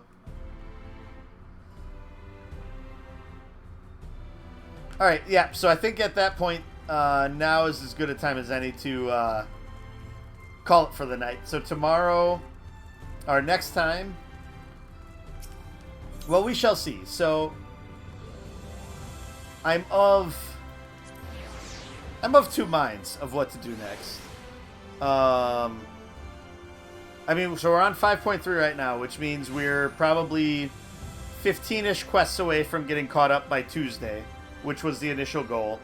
Right now, Monday I might be able to stream. I don't know. Monday is very 50-50 up in the air. I might have something going on that night. I have not heard back on that yet. But I had assumed that it would still be happening. But it could be that they don't need my assistance. So, we shall find out. But the plan is to stream tomorrow and Sunday. Tomorrow we'd probably do it sometime in the middle of the day. And I'm debating. So let's go to we'll retire to the room. So as I mentioned before, in like spare time, I've been messing around with getting my Disciples of the Hand, so my crafting classes, leveled. And so they were all around 21, 22. I've gotten all of them except for Culinarian now to level 28. And so I've been debating, as well as then I have the Botanist quest half done, I believe, and the Fisher quest I completed because I was in Gridania while it was raining while I was crafting. So I wanted to catch the fish in the rain, which is what I needed to do. So I was debating about tomorrow during the day doing another kind of chill crafting gathering stream. And then Sunday night we get back to story with the rest of 5.3 for sure. And so it might be that we would not catch up on. It would be that we might not be completely caught up by 5.5. But we'd be able to finish 5.4 and roll right into 5.5. So that is probably what we would do on Tuesday night then. Monday night, I wasn't thinking. We won't be able to stream because the game's going to be shut down for the patch. Probably in the evening. I think it's 6 Pacific, so 8 our time. I was going to look at this. So this is better. Ooh. Oh, it's a wolf pelt. So it's not bad. It just doesn't fit with the rest of what we're doing. And I probably shouldn't wear it around Rokaru. Because that might trigger him. Me wearing like a head that looks very much like his around the Doman Enclave. So then let's go over to our glamour dresser. We are running low on glamour prisms. That is true. Was that? We need head.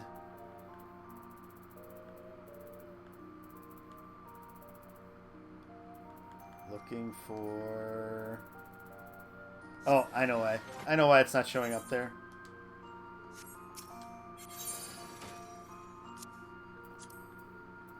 Head, weathered, tarot slaver armlet. Armet, not armlet. Oh, is it, I should check that first. It is not 100% spirit bond. It was getting there, though. So yeah, so we'll glamour it. And then... So we remain uniform. We will cast the glamour of our...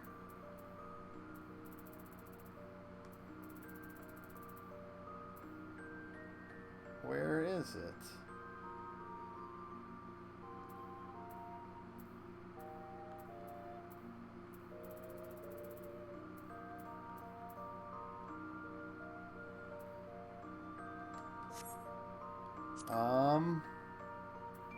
Oh, not cast glamour. Yeah, no, it should be.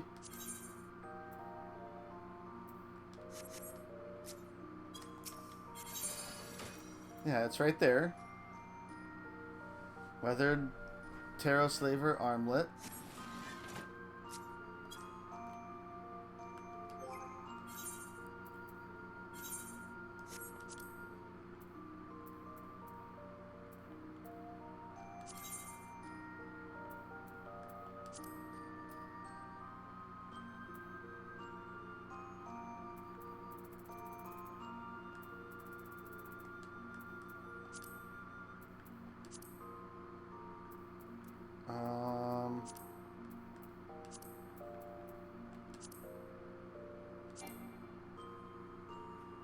Oh, okay. Now we have the right of it. I believe. Oh no. I gotta select the right thing.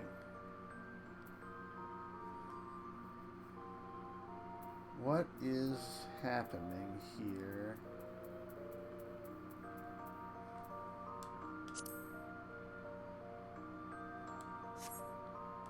Alright, well, I don't need to do that now. I can do that off stream and try to figure this stuff out. So, yeah. So, thanks, everybody, for stopping by. Sorry we're dropping off right as you stopped by, Ross. But it was good chatting for a little bit.